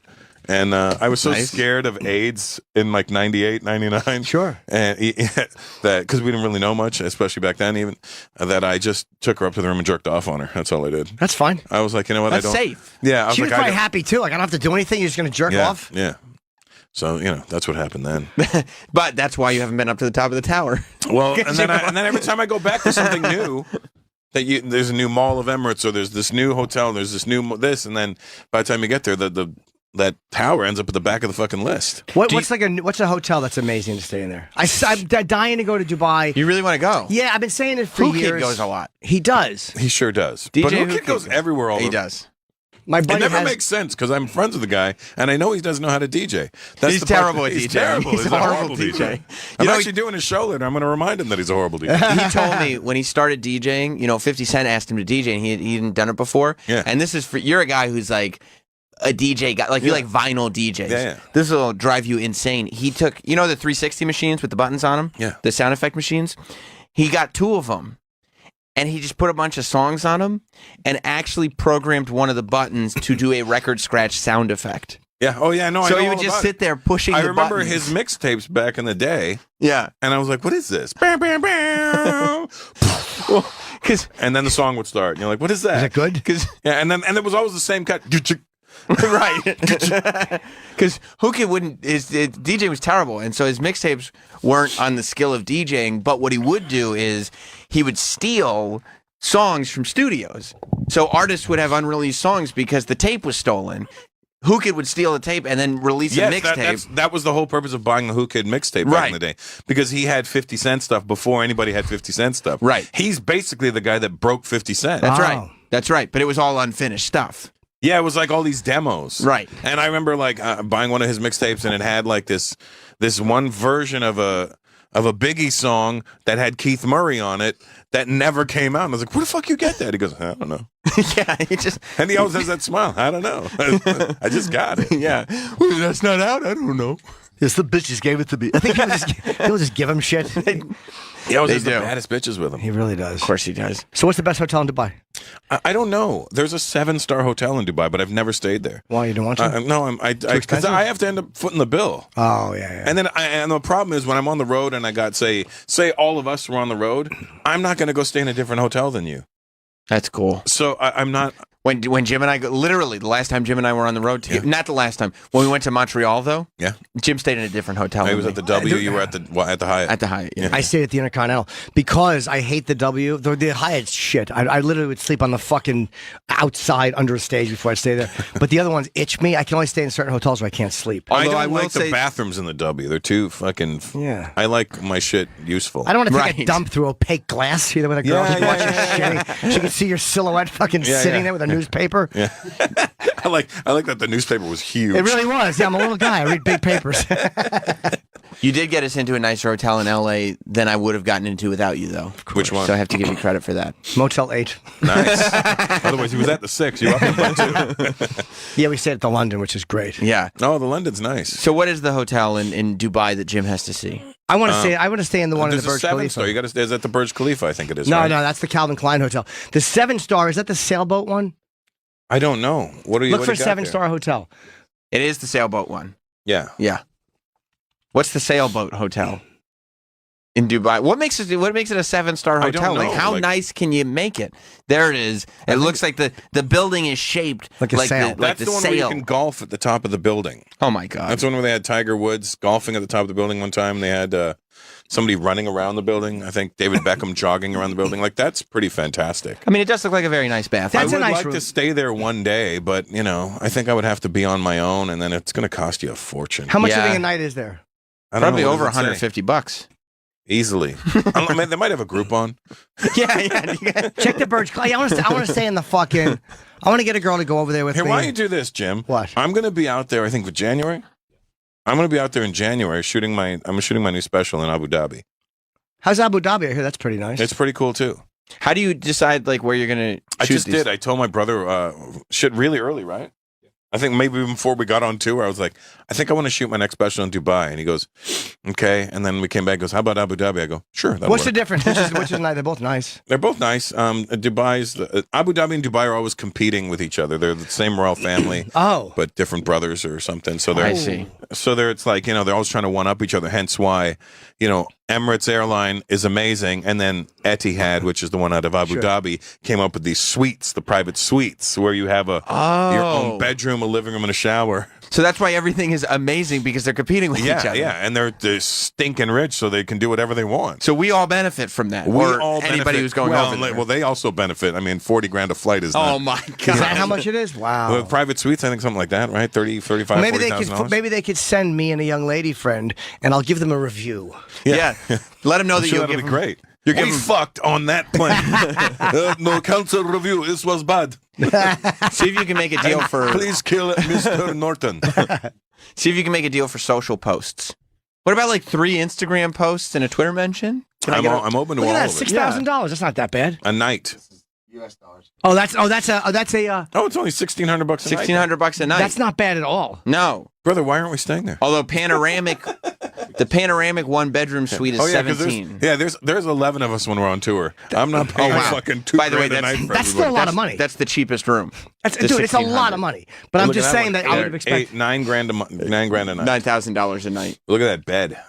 Royal 2-bedroom suite. 2 bedrooms. So that could save you. Oh, Okay, so you can split What it do in you need between a that couple for? people. Well, I want to have a fucking. I'm having a council meeting. Oh, yeah, those are nice. Yeah.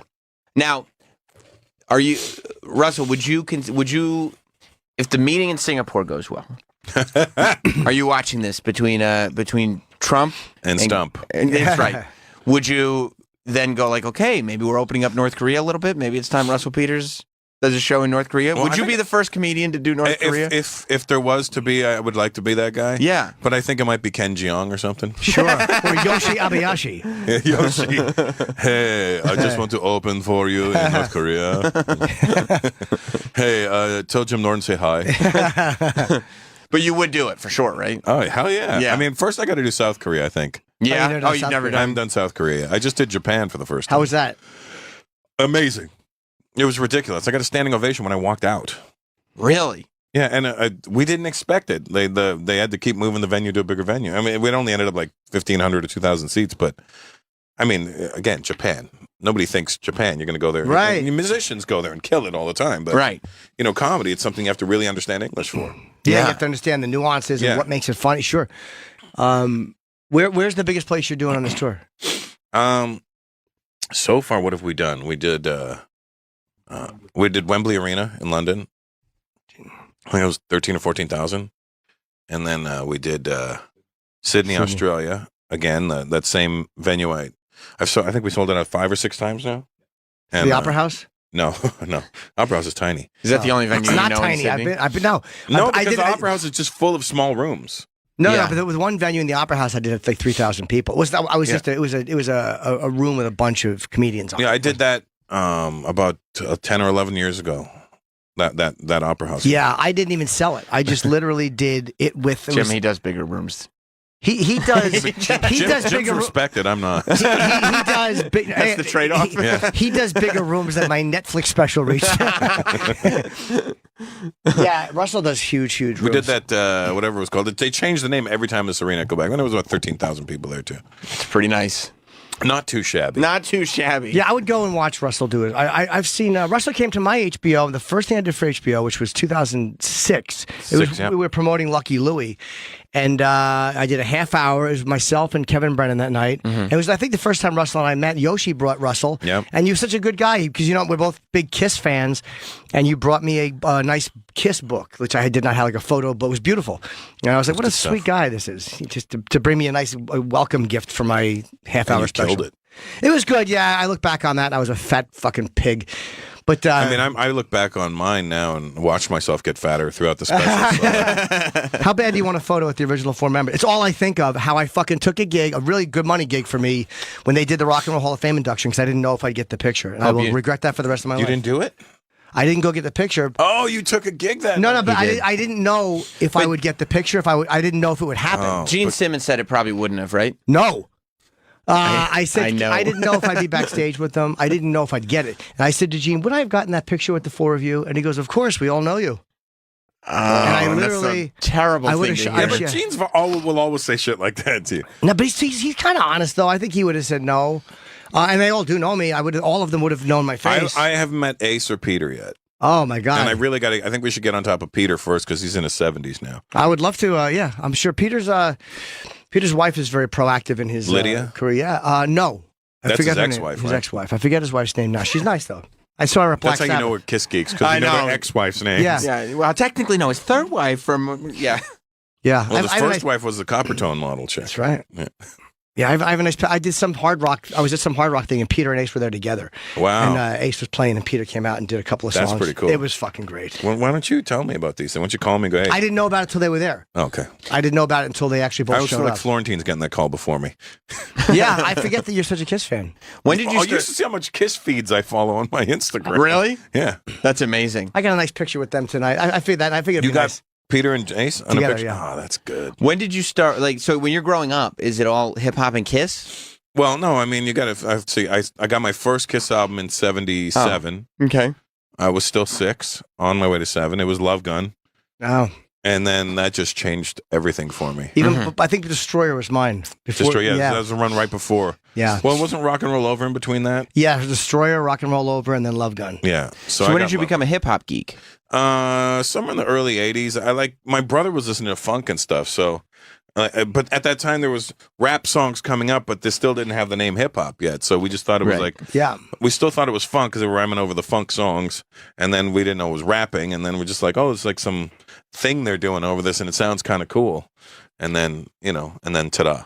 And when did you kind of go like, nah, I'm going to stick with my guys? Well, Lick It Up. After Lick It Up, when they took the makeup off and Animalize came out Right. after, I was like, nah, I'm done. Yeah. And then You stuck with them through the no makeup days, right? You also left. No, Lick It Up, Heaven's on I sat Fire. through Lick It Up and I liked it. And then Yeah. Animalize, when they changed Bruce, they had Bruce Kulick in the group. And I was like, okay, it's taken too many changes now. Yeah. And I don't like the look of this anymore. And then the glam rock shit was starting, all the 80s. Yeah. And I was like, nah, it's not for me. But they did the same thing Ozzy did to a certain degree. You adjust a little bit, and those bands that survived that stuff and didn't just get wiped off the map made minor adjustments so that people who liked them before were like, what the fuck are you doing? But new people thought, like, all right, they're a part of this culture enough for me to kind of check them out. Yeah, Ozzy got real weird in the early 80s. He did, yeah. The fucking sequin fucking gown. Yeah. It is what they all did. And the music was really like happy sounding. Some of it was, yeah. I just heard an Ozzy song the other day. I go, I can't believe he was this happy. Shot in the Dark. It was like off that what was the album where he had like the jelly coming out of his mouth and he's holding up a crucifix? That's a live album. That's Speak of the Devil. That was live. He was contracted to do a live record, and he didn't want to do his music because Randy had just died, and he didn't want to put Speak of the Devil on an album with Randy's name on it. So he just got Brad Gillis and those guys, and they fucking learned Sabbath songs in a week. What's the story behind Ozzy Osbourne's buzz cut? I just saw a photo of him with no hair. He was drunk and he fucking went bald. He just did it and went bald, and then he looks taped. just like Jack. Yeah, and then he did Speak of the Devil at the. I forget where he taped that, but that What was the album before Speak of the Devil in? that would be Diary of a Madman. Yeah, that's the one I'm talking about then. That was taped at the same time Blizzard of Oz was. That's why Randy's on both of those records. I think they did them at the same time. Okay, those are not the ones I'm thinking of. Those albums there. Man. I love talking about Ozzy. You do? I do. What's about this stuff? Because there was this time where it just sounded really fucking corny. I don't know when. Don't say that. Well, you know. There was like an album or a song. I was just like, it was Bark at the Moon. That was the one that bothered me. Oh, you know, like Bark at the Moon. That's 83. Yeah. Yeah, Did you like Bark at the Moon? I do this. It's not my favorite album. No, because it doesn't sound like him. It's Bark at the Moon. Yeah. It's like somebody went, Ozzy, I got this song. All right, Bark at the Moon. Yeah, And this he's like, it's not. I could do that. Bark at the Moon. It was not my. It was the first album, like the first studio album without Randy Rhoads. So it wasn't. It's not his best album. But this some still. I like the song Bark at the Moon. I like some songs off that. It is happy. It is a happy feeling. Yeah. Yeah. Yeah. So then that's when you move towards hip hop. So, but you don't really listen to new hip hop, No, right? I checked out a long time. When did you check out? I think I checked out somewhere in the late 90s when I could tell you in 97 when they gave Universal Records gave Cash Money Millionaires a $30 million deal. Make them say, Yeah. And at that moment I went, oh my God, they're paying black people to be dumb. Like they're literally giving black people money and they're showing them that if you're dumb or dumber than this, you can make a lot of money. And that fucking worked too. Oh, yeah. Because they dumbed it down and it's only gotten dumber. It's gotten ridiculously dumb. Yeah. And it bothers me because I am so involved in the black community that I was like, I called it at that time. I go, don't fall for this fucking trick, guys. Right. Now, there's still good. The minute it left New York, I was out of it. I was like, okay, what's going on here? There is still good, smart stuff, but the dumb stuff has gotten dumber. Really not that good either. What do you mean? It's like there's very rarely, there's a lot of backpack stuff where it's just kind of like, eh. So but Bumpy Knuckles has a new album on. It's phenomenal. You don't like Kendrick, though? I'm not a Kendrick guy at all. I don't get it. I think he's only popular because everything else is so shit right now. Did you see him have that girl sing on stage? And Yeah, that was fucked up, too. That was stupid fucked up. fucking fake That was a rebellion. pussy move. That was a what pussy a pussy move. You wrote the lyrics and go, don't say that one. Shut up. Yeah, and you're in Alabama. Fuck you. He was in Alabama when it happened, right? Right. What did you think was going to happen? What do you think your audience is going to look like? Yeah. But yeah, they don't write it. Yeah. They just don't fucking write it. Yeah, you Shut can't get the mad fuck if up. somebody says what you said. That's literally like. Don't you quote me. Yeah, exactly. I could say that. Wow, what a maverick. Yuck. That's right up there with saying fuck Trump at the Tonys. Well, you know, if Bob has an opinion and Bob wants to spit it out, I'm down with Bob. Jim's relationship with Robert De Niro sickens me because it's truly affected everything. You have a friendship, right? What am I gonna do? I love you. He wants to kiss me on the cheek. Who am I gonna say no? That's funny. I'm friends with Paul Herman, who's good friends with De Niro. They grew up together, and so I was at the Emmys last year, and I text Paul Herman. Oh, he texted me. He's like, "Hey, where are you? I'm at the Emmys." And I go, "Hey, De Niro's here." He goes, "Oh yeah, tell him and Grace." His wife, yeah. Yeah. He goes, "Tell him and Grace I said hello. If not, show him this text." And I didn't think I was going to get near him. I'm standing at the snack bar, and there's De Niro and Grace, and his wife standing there. I go, "Excuse me, Miss Grace," and she goes, "Hi," and I go, "Paulie Herman sent this text for me to show you," and she goes, "Oh," and then De Niro walks up and goes, "What is this?" And I go, "It's from Paul Herman," and he goes, reads it, okay. And he walks away. I go, what the fuck? I was already like, oh, nice to meet you. I was like, okay. And he walks away. Like, God damn it. Yeah, he's a tough nut to crack, as they say. But sometimes some people can't they? If you get in the right way, You sure. and Jesse Curson, I think the only two that have cracked him. Well, thanks to Jesse, she helped that relationship a lot, Jessica, because he loves Jessica Kirson.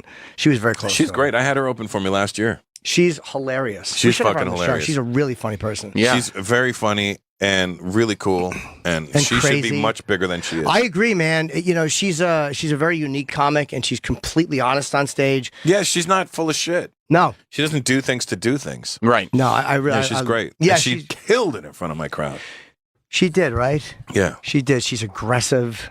She's loud, but it's not like that fake No, aggressive. it's not fake. And No. it's not that fake confidence. It's just who she is. Yeah.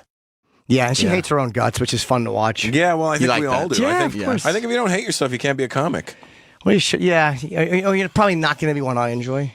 Yeah, I mean, I can't stand myself, but I push the perception of confidence out there. Right. Yeah. As long as you be confident for 90 minutes on stage in front of a bunch of people, you're fine. They think I love myself, and I'm like, no, you've got it all wrong. No, exactly. You're so confident and cocky. No, No, not. I fucking hate myself. I'm garbage personified. I'm shit squared. The emoji with a 2 on it.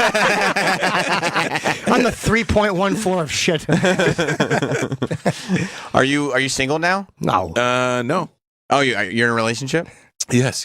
How's that been while you're on tour? It's I think it's better because I'm away. Oh, meaning that like you can miss each other and things like that? Well, yeah, you know. Don't you bring her? Nah, you don't want to do that. How come? Too much? Too much pussy on the road. Listen, I. You're not worried she's cheating though? I'm so fucking psychotic. No, I'm not. I always hope, you know.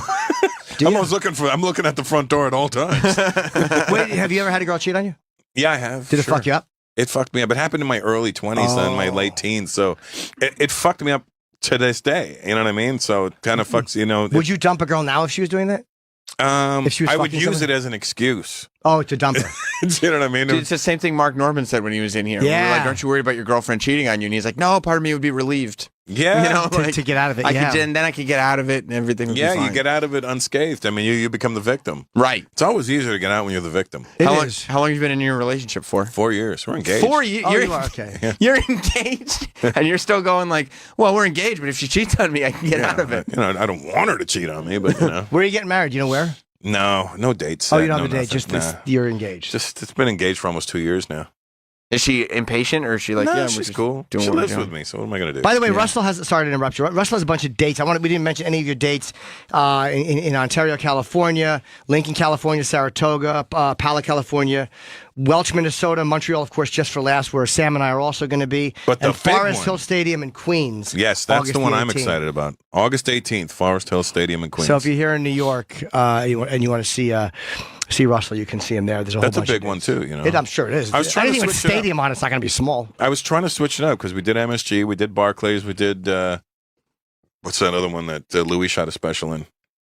The Beacon? The Beacon. I've done the Okay. Beacon. You know, we've done Radio City. Yeah, I was running out of places in New York, and then I was like, let's do Nassau Coliseum. My brother's like, nah. And we asked around. They were like, no, you should do Queens. I was like, all right, let's do Queens. That's the beauty that's of me. probably the right I still always have all these venues to do. You're like thinking Governors. Yes. Hey, let's see should if we I do get Governors or should I do Dangerfields? Chappelle was at the Gramercy last night. I walked by and saw his name on the marquee. That's a great little place, like to work. That's like 300 seats. Yeah. You know, that's a great. But place. Chappelle can do anything. Oh, no, he I'm wants. saying, he's just working out material. And he can go do it on an hour's notice. Yeah. Yeah. You know what I mean? Like, he can. could literally be like, I'm going to go do this tonight. And it'll be fucking people lined up around the And block. sold out 10 shows at Radio City. That's 50,000 people. Yeah, I did one of them. Oh, you did? Yeah, I did one of them the night Chris Rock was on. It was pretty wild because I was just hanging out. I wasn't supposed to be on the show. And then Dave was like, hey, do you want to do time? And I'm like, yeah. How much did you do? 10, 15 maybe. How was That's it? awesome. It was great. I mean, I was so geeked, to be asked. And, it was Rock first and then Arsenio. Oh, it was Arsenio, then Chris Rock, then Intermission.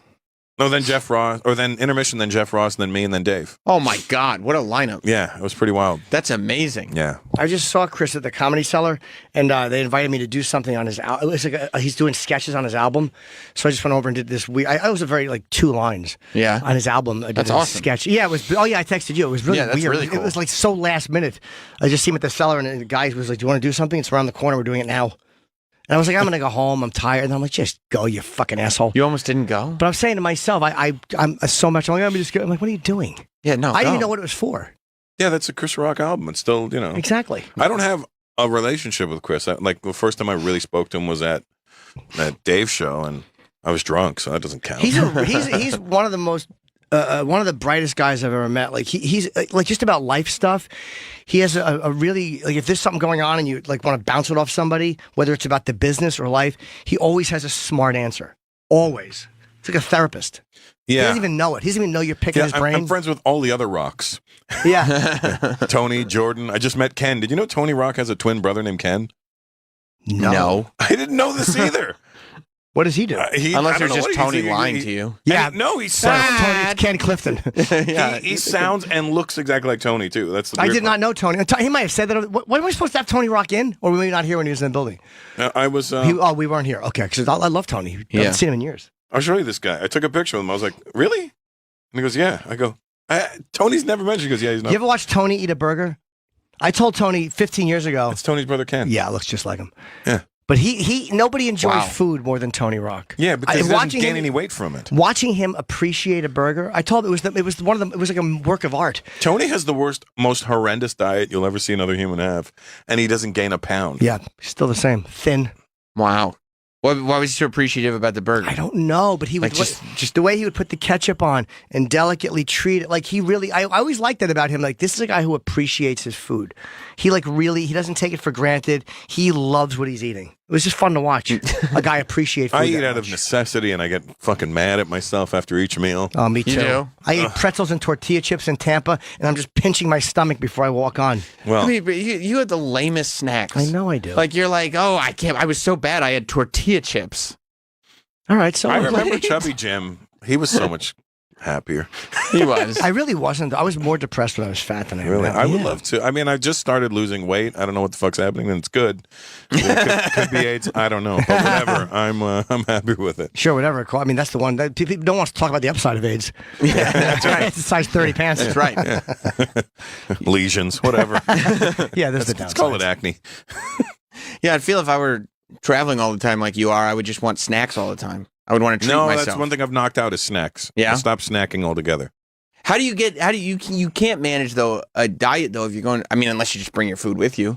No, different countries. I just don't eat. I have to try not to eat as much. I see. Despite how much I may like something, and I'm training jiu-jitsu 3-4 times a week now. You know, where are you training? With John Jack Machado in LA. Oh no, okay. Do you like it? I love it. Everyone loves it. I got to do it. I just got my blue belt. Congratulations, 6 months man. ago. 6 months ago, yeah. I watched the video. I trained with Henzo. I know you with Matt, so I trained with Henzo one day, and I trained with Hickson one day. Oh man, yeah. It was pretty wild to be with those guys. Henzo is a weird guy. We should have him in here. He's one of the most nuts. charismatic people I've ever met in my life. Like, oh yeah, his energy. Like he's obviously a fucking he's one of the best ever. Yeah. But he's also he's an amazing energy. You can't not like Henzo, buddy. But like it's legit. There's no bullshit. But I watched a video of him choking a guy out on the floor. What they do is they grab you cross collar, a cross collar, and he was so. But he's talking about, and then you pull him into your chest.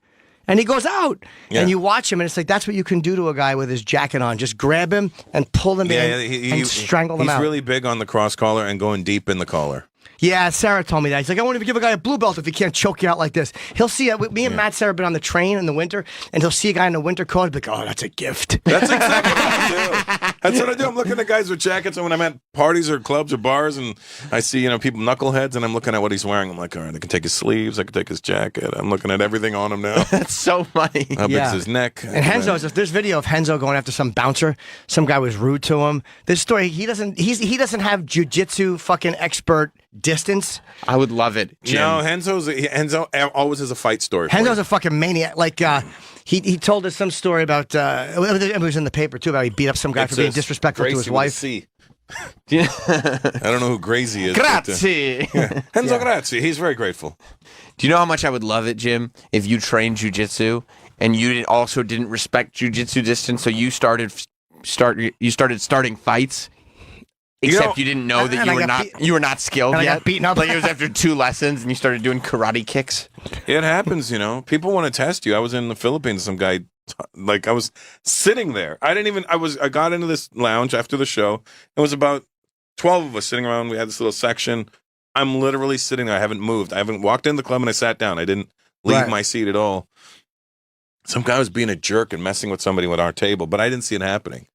Just walked by and started rubbing the guy's beard. I'm like, the fuck is that? I didn't see it.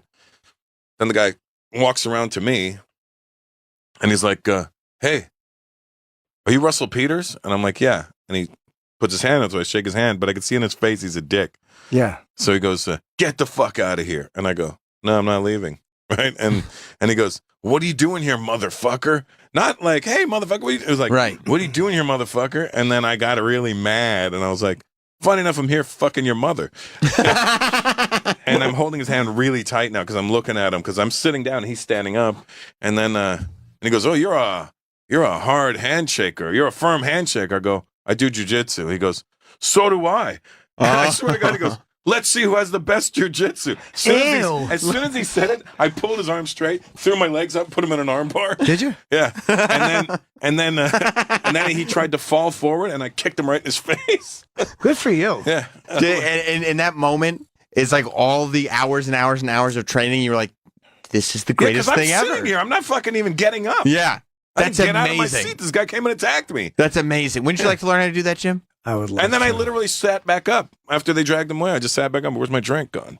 And I was mad. I was more mad that he spilt my drink. I wasn't mad about anything else. The other people dragged him away. I didn't raise my voice. I was just like, boop, boop, boop. Good night. Get out of here. He found out who had the better jujitsu, I guess. Yeah, who says that? Let's see who has the best. That's a jujitsu. movie line. That's exactly what I said. I'm so low self-esteem, I probably go, you do. Mine is not good.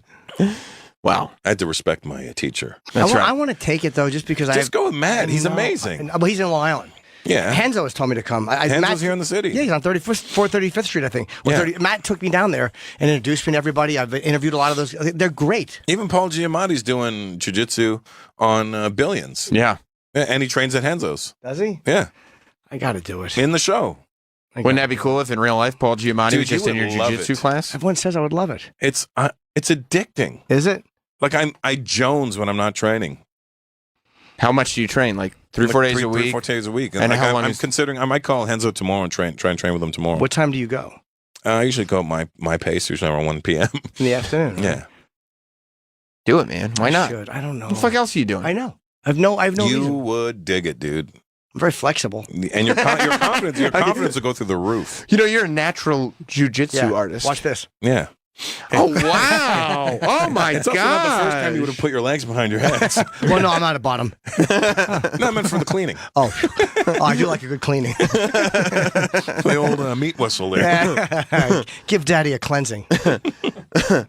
So, Queens is on August 18th. August 18th, Forest Hill Stadium. Forest Hill Stadium. Do we have to break?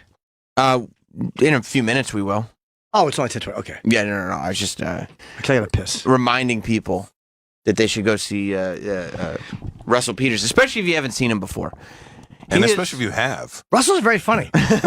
I've seen Well, Russell. I actually went to the Garden and saw you and did? stayed through the show, and I enjoyed it very much. I really like you. Were funny. I was impressed that you stayed. Of course. I think I saw you at Radio City, I would like to believe you say. did. I believe I did. And it was a fabulous show. Every time we've come here, there's obviously been a different regime, but Right. each time, a different person from the regime comes to a different show. Right. Yeah. Well, so who knows what will happen August 18th? Yeah, who maybe knows who's going to be there? If I have a girlfriend at that point, maybe I'll go out and watch you shoot in Abu Dhabi. That'd be good. You would love that, and I'm sure you can find a girl boyfriend out there. So I would, but I want someone to travel. No, not out there. You can't. That's illegal. they're there. Trust me. I want to. I do want to travel with, stuff like that. That's kind of why being single stinks a little bit because it's kind of fun to. Travel. I don't. That's. I think for me, traveling by myself is so much better. I've been doing it for so many years though. Like I'm always going by myself. Like I'm in Tampa, just hanging out, and I like the other comedians were cool, but it's like you're doing shit, doing nothing. Do people Where were you? Just Side Splitters. I did 6 shows there. We're Side Splitters in Tampa. It's in Tampa. It's a club. It's been there for 20 years. I great. did the Improv there once. I didn't like it. Yeah, I think It's it was that fucking weird big room. I don't like a big tiered- room. It was, but it's just it was like high. It was like an opera house or I some hate shit. it. Yeah, I didn't like it either for that reason. Are people still trying to get you to do stuff from the first special? No, people not anymore. They've moved Thank on from it gosh, finally. Yeah. I'm grateful that's over. Not How long over, did it but, take? It took a long time. It did. Sometimes people yell out an old joke still. And you're like, what are you doing? Right, that's exactly. It's been a decade. My Like, what are you? That special is from 15 years ago. Oh now. my God, Jesus! What special? The one that helped me get to where I am. Oh, okay. Yeah, Yeah, that was like one of the first ones to go viral, right? yeah. I was the first YouTube guy. Yeah, I kind of feel like all these YouTube kids owe me something. I think they do. You Am I set the entitled pace. now? You set I the should pace. be entitled to You should something. be, yeah. Were you the highest earning comic last year? Or was it Kevin Hart? Oh, it must have been Kevin. You're for up sure. there, though. Yeah, no, Every not year last you're year. up I wasn't there. on the list last year. I wasn't on tour last year. Oh, you weren't on tour, yeah. But when you tour, you are.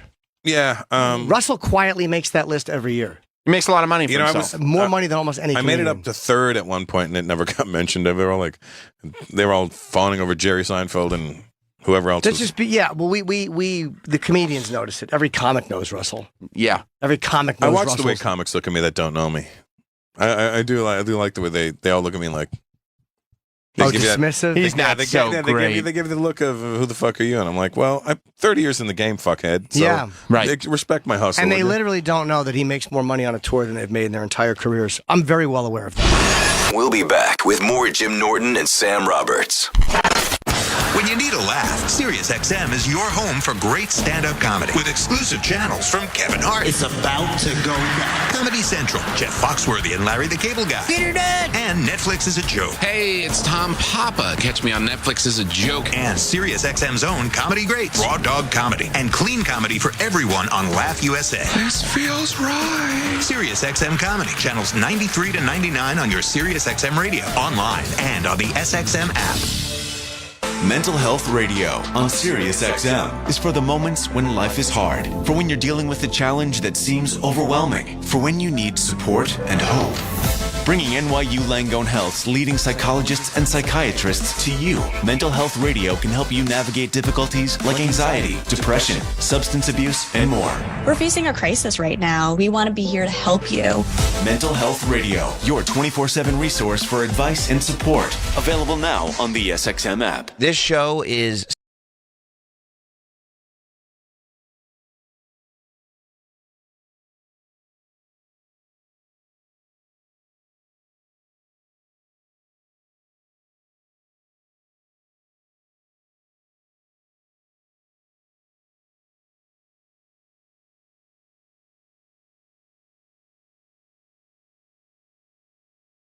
And psychiatrists to you. Mental Health Radio can help you navigate difficulties like anxiety, depression, substance abuse, and more. We're facing a crisis right now. We want to be here to help you. Mental Health Radio, your 24/7 resource for advice and support. Available now on the SXM app. This show is sponsored by BetterHelp. Sometimes those thoughts get the best of us. They're racing through our minds. You ever find that just as you're trying to fall asleep, your brain keeps talking to you? Your thoughts start racing right before bed or other inopportune moments? It turns out one great way to make those racing thoughts go away is to talk through them, the actual problems behind them. Therapy gives you a place to do that. So you can get out of your negative thought cycles and find some mental and emotional peace. If you're thinking of starting therapy, give BetterHelp a try. It's entirely online, designed to be convenient, flexible, and suited to your schedule. Just fill out a brief questionnaire to get matched with a licensed therapist and switch therapists anytime for no additional charge. Get a break from your thoughts with BetterHelp. Visit BetterHelp.com/Teft today to get 10% off your first month. That's BetterHelp, HELP.com/TEFF. Available in all areas. Hey, small business owner, when's the last time you checked your workers' comp rate? For many small businesses, workers' comp insurance is one of their biggest costs. But some don't check their rate often. Did you know rates can vary? In fact, taking 3 minutes to check your rate with Pi Insurance could save you up to 30%. Just go to SaveOnPi.com, share a few details about your business, and get a quote that's customized for you with no hassle or hidden fees. We know you're busy, but spending just a few minutes to check your rate could save you money. Plus, when you sign up for pay-as-you-go billing, your premium is based on your actual payroll, not an estimate. So your workers' comp audit experience is simplified. See how much you could save with Pi Insurance. Ask your agent for Pi or get a quote at SaveOnPi.com. That's SaveOnPIE.com. Hey, what's up, y'all? It's Jason Derulo. Baby, not ready for summer to be over? Me either.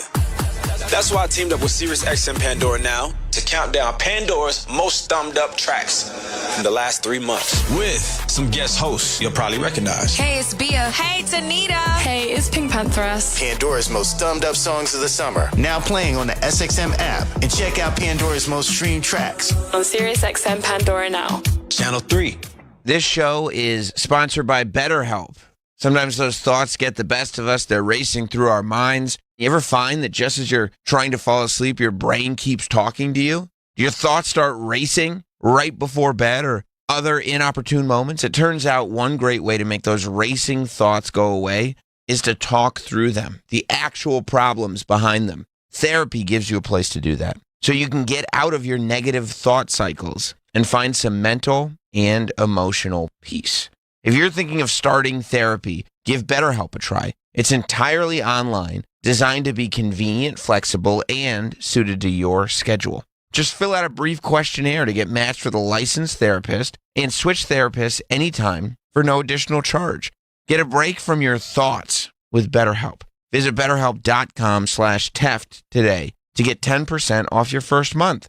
That's BetterHelp, HELP.com/TEFFT. Every day, you breathe in thousands of microscopic germs, allergens, and viruses. Don't let these invisible invaders make breathing through your nose impossible. Flush them out with Navage. Navage uses powered suction to pull saline in one nostril around the back of the nose and out the other nostril, helping flush out all the nasty things that make you miserable. Nearly 4 million people use Navage to breathe better, snore less, and feel healthier. People like Cindy, a verified Navage user who writes, I've had such awful nasal congestion for the last couple of years. I bought Navage and OMG, I can breathe again. I love this thing. Goodbye, Neti Pot. Hello, Navage. End quote. If you suffer from sinus congestion, allergies, or snoring, then Navage is the safe, drug-free solution you've been looking for. Navage is at Walmart, Walgreens, CVS, Rite Aid, Target, and Navage.com. Navage. Navage. Clean nose.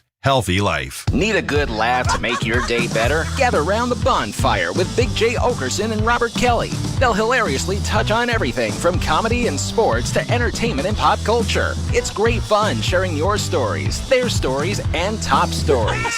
The Bonfire, weekdays on Sirius XM Faction Talk Channel 103. Brought to you by Snickers. Rookie mistake? Maybe you just need a Snickers. Snickers, the official chocolate bar of the NFL. Check out Snickers.com/NFL to learn more. In sports, they say that winning is the ultimate reward. Well, winning and a Snickers. From the little wins, like making it through practice, or a lead going into second half, to the big wins like a championship, nothing satisfies quite like a Snickers. You can keep the ribbons and the trophies, but don't forget the Snickers. That would be a rookie mistake. When you want to celebrate life's wins, maybe you just need a Snickers. Snickers, the official chocolate bar sponsor of the NFL. Check out Snickers.com/NFL to learn more. Jim Norton and Sam Roberts are back. Let's bring in live from Seattle is available now. Joe Coy is just on fire. He's got the Beacon Theater at the New York Comedy Festival. I believe he has 2 shows. And he shows up on time. Yes, he does. Joe Coy, you're not going to believe this. Hi, pal. What? Bonnie McFarlane is officially an hour and 6 minutes late. An hour and 6 minutes late. That's not even late. Yeah, that's not here. That's a no-show. That is. That's a no-show. Right. Cancel. Thank God for you. No, that's disrespectful. It is. You wouldn't disrespect us like that. No. We're not I was sure 6 minutes early. Bonnie, what makes you think you could just do... I mean, late. That's disrespectful. It's an hour and 6 minutes. When you come in an hour and 6 minutes late, you don't smile. No, That's this right. is Joe's You come in with a story. Yeah. Yeah. Yeah, something sad happened. Yeah. Make us believe It's it. Rich Voss. What happened? Why are you so late? I thought so it was late. 9. I honestly thought I was just 6 minutes late. No. You're Yeah. 66 minutes late. Yeah. So Oh, wait a minute, wait a it's minute. unacceptable. So, Bonnie, you're actually 2 times late. Because you're even late for the hour I'm that late. you thought you were supposed to be here. I thought I was So supposed to that be sucks. here at 9:07. Yeah. You're early for your 9:07. You're on time. Yeah. How come you thought you were an hour late? Was it a miscommunication or was it your I fault? saw on Twitter people were like, "Where are you?" Then I went back and looked at the text, and I was like, "Oh shit!" I did read it wrong. Okay. We were going to get rolling, but it's your fault. Yeah, my it is. fault. It's your fault. I mean, I think you should still get rolling. You know what I mean? Well, this one Like- was not on him. The whole hour we had for you. So, He Joe, could've- welcome to the this show. morning when I thank texted you. him, been like, "Remember, it's 8 o'clock." You know, that's what You mean like you do producers for like a small child? Yeah. Yeah, Yeah. that's really what we are. I guess so. As comedians, we're just small children, aren't we? Though. That's good. I'm glad you went deep to start. All right, leave me alone. stuff. I'm here, aren't I? Wait, you can't come in with attitude. Can you believe that? God, man, that is good. Yeah. Misdirection. What are you, a magician? Wow. I feel like you got here early now. Yeah. You guys are lucky to have me at all. I do appreciate you guys having me on. I like the attitude. It's our pleasure. I like that. It's our I pleasure. really do. I'm a surly fuck, but Right. I like that you guys had me on. Okay. Well, I'm glad that you're both here. I mean, last time Joe Coy did the show that was in Montreal, Yeah. and you ended up With Bob. getting into a fight with Bob How did because you get into a fight? you wanted to No. call him Bob, Yeah. and Yeah, he yeah. was like, You can't. Oh, you mean Bob Robert? who? You mean Robert Kelly. Yeah, Robert. Bob gets a little surly. Yeah. That was fun. That was the best That's a 10 real minutes of my fight? life. Yeah. No, it wasn't a fight. It was just an Can argument. we It was hear a lot of fun. Is this the kind of show where people there's somebody behind the scenes, Like a request line? Bonnie, looking up? It was stuff? it was a minor disagreement, but it was entertaining. You Very show up like an hour and 10 minutes late, and then you just want us to play a clip from an old show. It's actually a fair suggestion. I feel like you don't have. Hey, how did Bonnie do on the show? Yeah. Man, she requested some of the greatest shows. Bonnie, are we starting to figure out that maybe it wasn't our fault that you lost your radio show? If these are your instincts, Do you want to really go back and do this? Yeah. It was Sam. Come on. It was Come me. on. Yeah. It was Sam. It was. I bet me. it was. It was. 100%. Do we have that thing or no?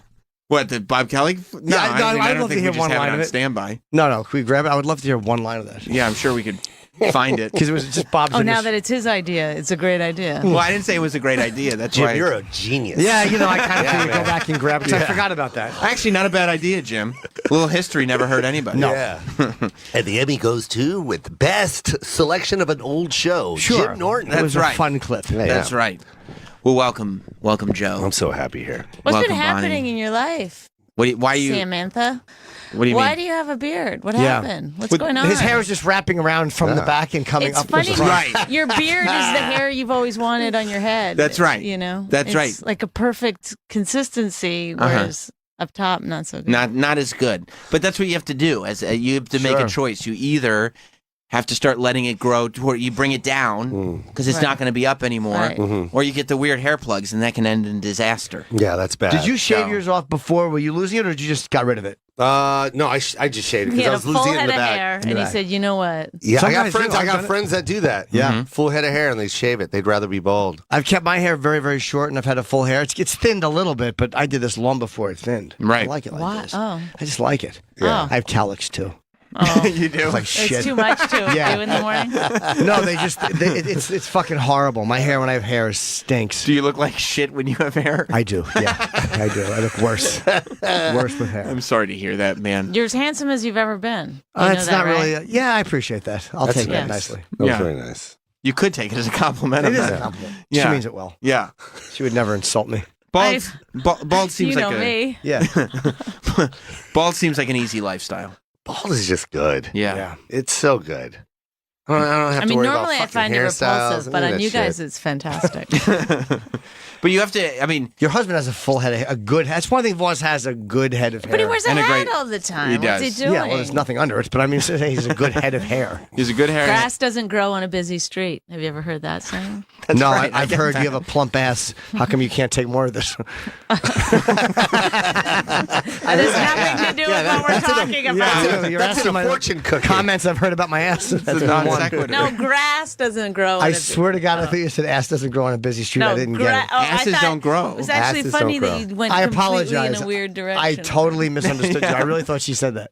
Yeah, you're like, no. What about anal sex? Well, what? We were totally talking Well, about. I never heard that expression. Hey, What? this is a busy street. I'm ready for some anal sex. It didn't make You never sense. heard of that? It didn't That's make why sense. I wear a hat. Right. I went with it. I think what Bonnie was trying to say was because Rich is stupid, he has a full head of hair. Was that? Yeah. Was that? No, the- I understand. No, Okay. definitely. Okay. You get metaphors. I do. But you're right, Jim. If she had said ass doesn't grow, that would have made That would absolutely have been a no very sense good improv, whatsoever. but I But went. had I not known that you misheard me, I still thought it was a funny, mislead, Oh, thank weird you. thing to just say. Yeah, I couldn't that. take credit for it like I meant it to be that, Yeah, like you that should have clever. just went with it. No. Honesty is the key. To You this. ever do that? You do a joke and the audience laughs really loud, and then you do the tag and they realize what you meant and they stop laughing. You know, you're like, oh, they thought something completely different. Oh, so like your misdirect just completely doesn't work. Well, like I think I'm making a joke about something, they're misreading it, they're Right. laughing really hard. Then you do the tag, you clear everything up for everybody, and then they're like, "Oh no!" Like you do That something wasn't the like joke I thought it was. Yes. you do something like and Trump is stupid. They laugh and then you tag it with, "Don't you hate the Jews?" Yeah. I'm like, no, What? wait, No, what? no, No, I don't feel that that way. way at all. Yeah. No, it's not it. Is that where we were going? We didn't know you were That going was there. the joke. Yeah. That tag was is the joke that? that I was doing. Can I take back the laughs from before? 'Cause I Yeah. didn't realize. That was Or it's just a weird. bad Road tag. that we were on. Sometimes a bad tag will ruin it. Yeah. Yeah. I've had plenty of those. Meaning like the joke itself works. Works, and then you just get greedy. Right. Yeah. I've gotten greedy many times, and I'm like, oh, and you can feel the steam coming, just the energy drain. Yeah. Sometimes you don't even finish the tag. You get halfway and you're like, I know. Because it feels cheesy. It feels like an 80s TV trick. Like, hey, live at the Improv. I don't know, a clever tag. And like they kind of believed that there was a live moment happening and then your tag just wrecks it. Yeah. Oh, it was written. Yeah. Right. This is That sucked. So you feel that like as you're doing the tag, you're going, oh no, I have much less gas than I thought. You feel the life drain. This is escaping. Yeah, the air comes out of the balloon. Right. It's humiliating. I should have left him wanting more, and there's no place for me to go now. Don't worry, Sam. You're asking all the right questions, and you still won't learn anything about comedy. All these years later, I think the pattern's presented itself. If you want to learn about comedy, you got to study it. You got to go on every night, 10,000 hours, man. A guy tried to play chess. The 10,000 hours guy tried to learn chess and play a grandmaster. There was, or not 10,000 hours. What was the guy who wants to do every task? Does nobody know what I'm talking about? No, I know 10,000 hours. I mean, the first It's an place I read expression, 10,000 hours was Malcolm Gladwell said it. Well, he co-opted it. I guess. Co-opted. He didn't originate that idea. Well, he probably credited it. You know, he credited No, it? I don't think so. Really? I'm not sure, Who but, did he co-opt but it everybody from? gives him credit for it, and it wasn't him. It was a Middle Eastern scholar. No, I don't know who it was. But he writes these books, and there's all kinds of references in the back. It's always maybe Like he cites these things. Okay, People so just he don't look up the probably- citations. Okay, sure, you got me there. He popularized Well, it. he doesn't know if he actually did that or not. He's just saying he might have. I know, and I'm giving him credit for saying he might have. Yeah, we don't know. Nobody knows.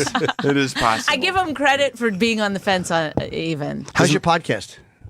Oh, it's good, man. It's really good, man. That turned real quick. I meant to ask you. Yeah, man. It's been great. Right. Thank you, man. Now the ass growing thing actually starts to make sense. You're like, okay, this is just how we I drive. just thought I wanted to ask This is where we go. Because I've done it. I've never done Bonnie's. Well, yeah, they wouldn't have had you on. I did it right? while it was on Sirius. It was with radio shows. Oh, yeah. Well, you were a marriage counselor once? You Yeah. never Oh, were? that was the podcast Yes, show. I yeah. love their show. I mean, that show is is phenomenal. Right.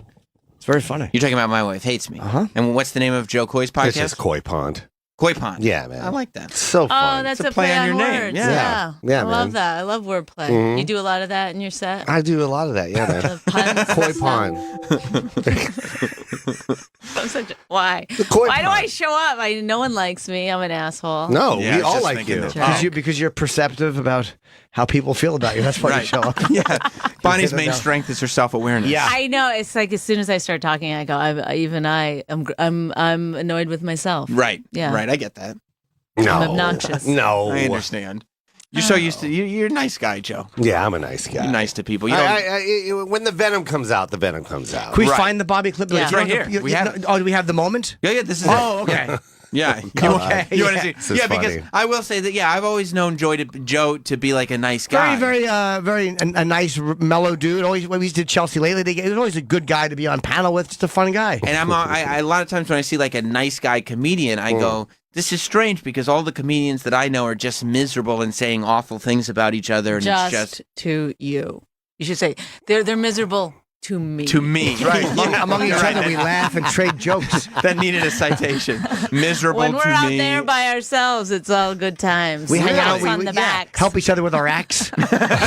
Little writing sessions. I've seen that on TV shows. That really happens. Oh my God! Yeah. Yeah. Like I'll bounce a joke off Joe, and he'll go, "Hey, why don't you try this?" Then he'll do one of his. We break out our notebooks and create. The comedy green room is just a magic It's a place. really great place of helping and sharing. But it's moments like this when you go, oh, That's right. Joe is just trying to be a nice guy, but the moment confrontation rears its ugly head, I he's can't been wait to waiting see for this for the whole time. Oh, it's in him. It's always been there. Yeah. Go for it, Joe. Joe Coy. Joe Joe Coy just popped in. Maybe Rich fast wants forward to like know. 2 minutes. What's up, buddy? How are you? I love this. It's filled with chocolate, Bobby. When can I call you Bobby? My whole time I've known you, it's fucking Robert. You're a dick. Everyone is else true. gets to call him Bobby. That is true. What a dick, right? Yeah, it is a dick. Yeah. And he does Why it in am I front a of me, dick? too. He's like, yeah, you know, and everyone's like, hey, Bobby. And I'm like, well, fuck, when do I get to call you Bobby? You can call me Bobby anytime you want, you fucking weirdo. It's Thank up to you. you. Don't walk around going, I'm the weirdo. My name is Joe. I tell everyone to call me fucking Joe. what else are they going to call you, fuckface? You call him Joe. Joe. Bob, The joke came in a little salty, but Bob really hit back hard with real anger. But Bob, can I just say Bobby or Robert or whatever we wants to go by? How about Bobbert? Rob. He was being aggressive, but positive towards you. He was like, call me whatever the fuck you want. Yeah. Yeah, but then he called him a fucking weirdo. Yeah, you fucking weirdo. Yeah, you turn the light switch on, man. You know what I mean? Let's go. Right. And he started also leaning in the body language. Joe did call him a dick first, but it was like the way, come on, you dick, when can I call you? That's just like bros being bros, though. Yeah. But all I'm saying is, like, everyone he said, it's like, it'll be a group of us, and, like, everyone's calling him Bobby, and it's like, no, hey, I'm Robert to you. Yeah, I know. You don't know Hi. me like that. Hi, Robert. Right. Yeah, Bob got very salty back. Well, let's see. All right. Fuck you! Bobby, Robert, Bobby. No, Bobby if you're going to go by Bobby, fucking go by Bobby, asshole. Oh, One name, Have you met my friend over here, Jerry Norton Dick? He probably draws better than Jim Norton. Here's Samantha over here. Listen, scientist face. Bonnie, do you have any observations to make here? Is this within the first like 2 minutes? Yeah. Yes, this is Joe sitting down. Yeah, Joe just sat down. So Bobby, listen, we're here. I know you're friends with I know him. you're going to start yelling at me any second. It's the way you are. Bobby has little child legs and those dumb But shorts. Bobby's saying, call me this, call me that, call me this, call me that, and you're the one who's like, all I want to. Bonnie, you're call an you hour is and 6 Bobby. minutes late. That's a good point. Let's just remember that. It's not your okay? show. You have no jurisdiction on that. He will pick up on weaknesses, though. He's like, you can't come back from that, Bonnie. So you're trying to point out something in the argument, and he's like, fuck you, you were Yeah, late. he's like deflecting with something else. He is. Yeah. He is correct, though. You were late. An hour and 6 minutes is a tremendous amount. Yeah, that's a lot to of be time. late. If you were doing the Tonight Show, you would have missed the entire show. I like how you're comparing yourself to the Tonight Show. Of course we are. You're lucky you can get on one of those things. Thank you guys for having me. It's a pleasure to have you here. I'm glad I heard you did well on Fallon. I had fun on Fallon. Yeah. You can't compliment yourself? I fucking killed it, guys. You know the gal from. Do you want to finish this? Or No, I'll the tell gal story? from where? From what's that show on Amazon? Finish this. The Amazing Mrs. Maples or something. Maisel, I think, yeah. She Alex plays a Borstein? comedian. Is that who it is? Alex Borstein? No. From Nancy. I mean, she's on the show. No, Yeah. the one that plays the comedian. the comedian on the show. She didn't seem that excited to meet me, which I thought was weird. I thought she'd be like, "Wow." Why? Well, Sam. Listen, I'll explain it like that. Who's the guy who played Spider-Man? He was on the show Garfield. That was Andrew Garfield. However, Tobey Maguire in the earlier films Andrew was Garfield was on the show. And let's say that he, after talking to Jimmy, came backstage and the real Spider-Man was there. You think he's going to be like, no, not right now. He's going to meet the real fucking Spider-Man. I see. So you're saying since I'm a lady comic, you should be bowing down to me right now. You should I'm be what like, you're portraying. Yes. You I should see. be like, let me get in here and fucking find out everything I can find out. Did she pick your brain for tips? She took a quick photo. I mean, I mean, they're doing tremendously well. I don't think she's at the Yeah. point now where she's like, she's past character study. Yeah. I mean, were you there or were you a little late? Maybe you missed that opportunity. I know. Maybe you were 6 minutes late. Oh, I thought I just had to be here when the show started. No, Oh, my bad, Jimmy. No. I thought you said 10. I went into her dressing room and it was huge. A person playing a comedian gets a huge dressing room. The real deal Right. gets a shitty little dressing Well, yeah, room. but the person playing the comedian is like super popular. You know, The real comedian. a lot of people watching, a lot of eyes, Hey, a lot of eyes. Like Joe Coy is a comedian, right? I've heard that. He probably gets the big dressing room. He's a wordplay comedian of the year. He is. Yeah, that's my shtick. Wordplay. Did you say stick? Stick. I never heard it. Stick. You gotta shush it up. Let's go back to. Should we go back to the name argument? Yes, I would love to. Seems see like it. it's bringing out the almost best done. in everybody. Yeah. So positive. Yeah, totally. Because I look like the after shot of a workout video with you. That's a good one. That's a real joke good one. I did already, fucking asshole. I wasn't here, asshole, so it's mine. No, you were right here, shit dick. I did it in front of you. Don't bring me into idiot. I will always remember shit dick. That is the best. That is the best. Oh, now they're ever complimenting described. you. Shit dick. That's what pros do. Norton knows about that. Yes, he does. He just told himself that. Yes, he does. Look at Joe being a professional and diffusing the tension. Oh, because in my head, I already know I'm winning. Okay, so you're good. And then Bob throws it on me, though, to imply that I enjoy homosexual activity, which I don't appreciate. But it's not. It's slanderous. Is it? You know, slanderous means he's lying.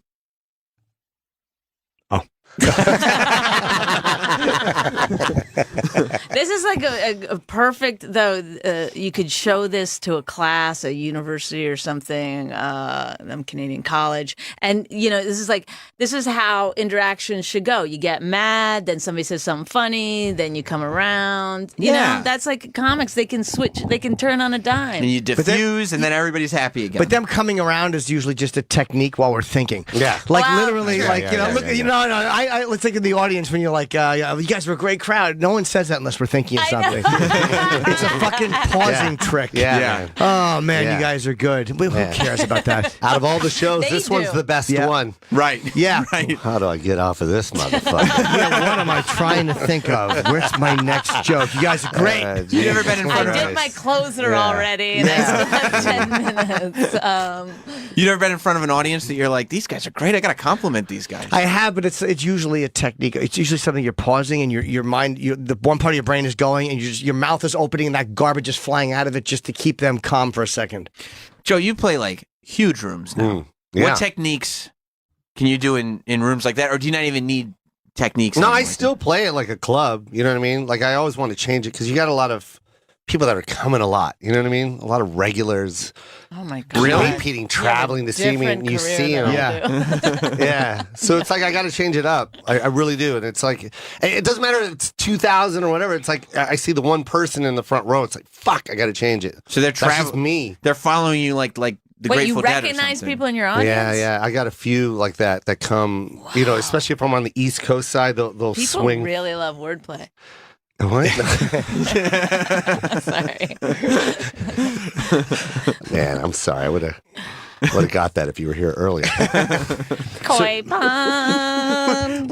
Coming to the koi pond. I feel like there is passive aggressiveness building between you're late and you do wordplay stuff. Yeah. It just keeps keeps going back. I don't know. This argument is degenerating into hack and cunt. All right. I'll do appropriate small talk. Okay, is that what you guys want? Yeah. No, it's so funny. Absolutely. Please. And or don't talk. That would work too. Why small it up? Just shut the fuck up. You want small talk? Hey, this is a good pod. A lot of small talk. Such little words coming out of that fucking mouth. That's another wordplay, by the way. So small talk. Okay, you didn't have to. Bonnie did. You don't have to explain. But the audience is a lot smarter than that. You're right, Bonnie. That was. But that is wordplay. To Bonnie's credit. Yeah. Koi pond is wordplay. She did get you. What do you do on the koi pond? Is it just fishing around? Basically, what we're doing here. Right. Yeah. Is that what it is? You're fishing around for topics? Show. Yeah. It's a fucking name. Yeah. And who's your co-host? I got my guy Chase DeRusso. He's really funny, man. He goes on the road with me. It's a lot of fun, man. I have so much fun on it. I enjoy it. I enjoyed it. I did it once. It was in Corolla's studio. Yeah. I love it, man. It's crazy when they start coming around. Like, whoa, fuck! You really. I was in Malaysia, and they were like, "Oh, we love you on the koi pond. That's what we listen to." I'm like, "What the fuck?" I didn't think I got outside of L.A. Right. Like, all right. Cool. Thanks. I had no idea there was a reach like that. Yeah, you just started it, and then you realize, like, I'm opening up new audiences just by doing this. Yeah. Adam's the one that told me. He was like, "Yeah, just do it." And he produces it, and I'm just like, okay. I didn't think anything of it, and I was like, wow, this thing's really reaching people. Yeah. Yeah, it is weird. When you do it, all of a sudden you realize that you're doing a podcast, and people are like, wow, they'd rather go see that than the real person. Yeah. That's crazy. Or what did you just say? Well, Joe, Jim's having So, you know, Jim has a podcast other than this radio show. Oh, there's another one? What's the Chip Chipperson podcast? And tickets sell faster for that than they do for my shows. Get the fuck out. Chip Chipperson is becoming really popular. It's humiliating. Becoming, it is. But right? it's at the expense of Jim Norton. Like, people aren't going... It's a seesaw. There's not an equal rise. People are picking. They're One not goes going up, like, one oh, goes yeah, down. I'm a Jim Norton fan, so I like Chip too. They're like, no, I'm going to go with Chip, not Jim. Are you serious? Yeah, unfortunately. And it seems like... Who's Chip? I don't know who this is. But it's not... So you're saying the more people go see Chip, the less people go see Jim? Yeah. Yeah. And it's not a seesaw in the traditional sense, because a seesaw, it goes back and forth. Oh, it's no. like if a big fat person was on one end of a seesaw and and little handsome Rob was on the other end. It just stays weighted to one side. Never going back. Oh, my God. Yeah. So is this the end of the argument with Joe and... You want to go back to I think this goes on for like 15 minutes. Oh, does it? Okay. I didn't remember. Nothing wrong with that. That's what Chris did when I go, what'd you say? He goes, I forget it. No, I didn't. I did. Bob, it is on you. If I forgot somebody's Chris calling was you there. Robert, because that's the name you're billed Yeah. as. We don't have to If go. Somebody, if Yeah. like a comedian... I just realized that I'm bringing it back to the name thing. Yeah, you are. When we had moved on from it, I don't know He's why trying I to would keep do the that. fight going. I don't know why. That doesn't seem constructive It's to a friendship. understandable. You know, I don't know. I apologize for doing that now. You're okay with that? Yeah, I'm okay with it. Yeah, man, that's great. What is this thing you're hosting tonight, Barney? What is Secret Handshake? Oh, that's a show we do every first Wednesday of every month at the Stress Factory in New Jersey. It's a fun show. It's going to be Mike Vecchione tonight and others. I'm not helping you. Alex K. Justin Hart. Silver, Alex. I don't know who that one is, but why is it called Secret Handshake? I don't know really. I mean, I've been telling people something, but it's not really true. What have you been saying? Because Allie Mae came up with the name, and I just was like, "That's a good name, so let's do it." But I say it's because I can secret handshake in some big acts to come out there. But are you talking What an about awful explanation? Yeah. I can secret handshake. I got my secret handshake and get some people out there. Yeah. Who are some of the people that you've gotten through your Who are handshake? some of the big acts that you've... Chip? Yeah, Richard Voss. Chip Chipperson. Chip Chipperson. Lyle Chip Chipperson, yeah. Who have you gotten? I don't know. Richard Voss, she said. Have you gotten Voss? Yeah, but we got Voss twice. Okay. Oh, okay, that's cool. And My Wife Hates Me is, of course, the podcast. Is that going gangbusters? I don't know. I don't keep track of that shit. I have to do it once a week. I fucking do it. You still don't like it? I mean, I like doing podcasts and I like doing radio. It's Right. just there's something about Is it doing it Rich? with Rich. Yeah. Yeah, no, I It's so get that. frustrating. Which I guess people like, you know. Yeah. But I was doing a podcast yesterday, and then they were like, thanks to the fans, and, you know, they were naming certain people. We love the memes you send out. You know, they were really being specific. And I was like, oh, my God, we do none of this. We're not, like, why are you listening? Well, they're This is building a ridiculous. community.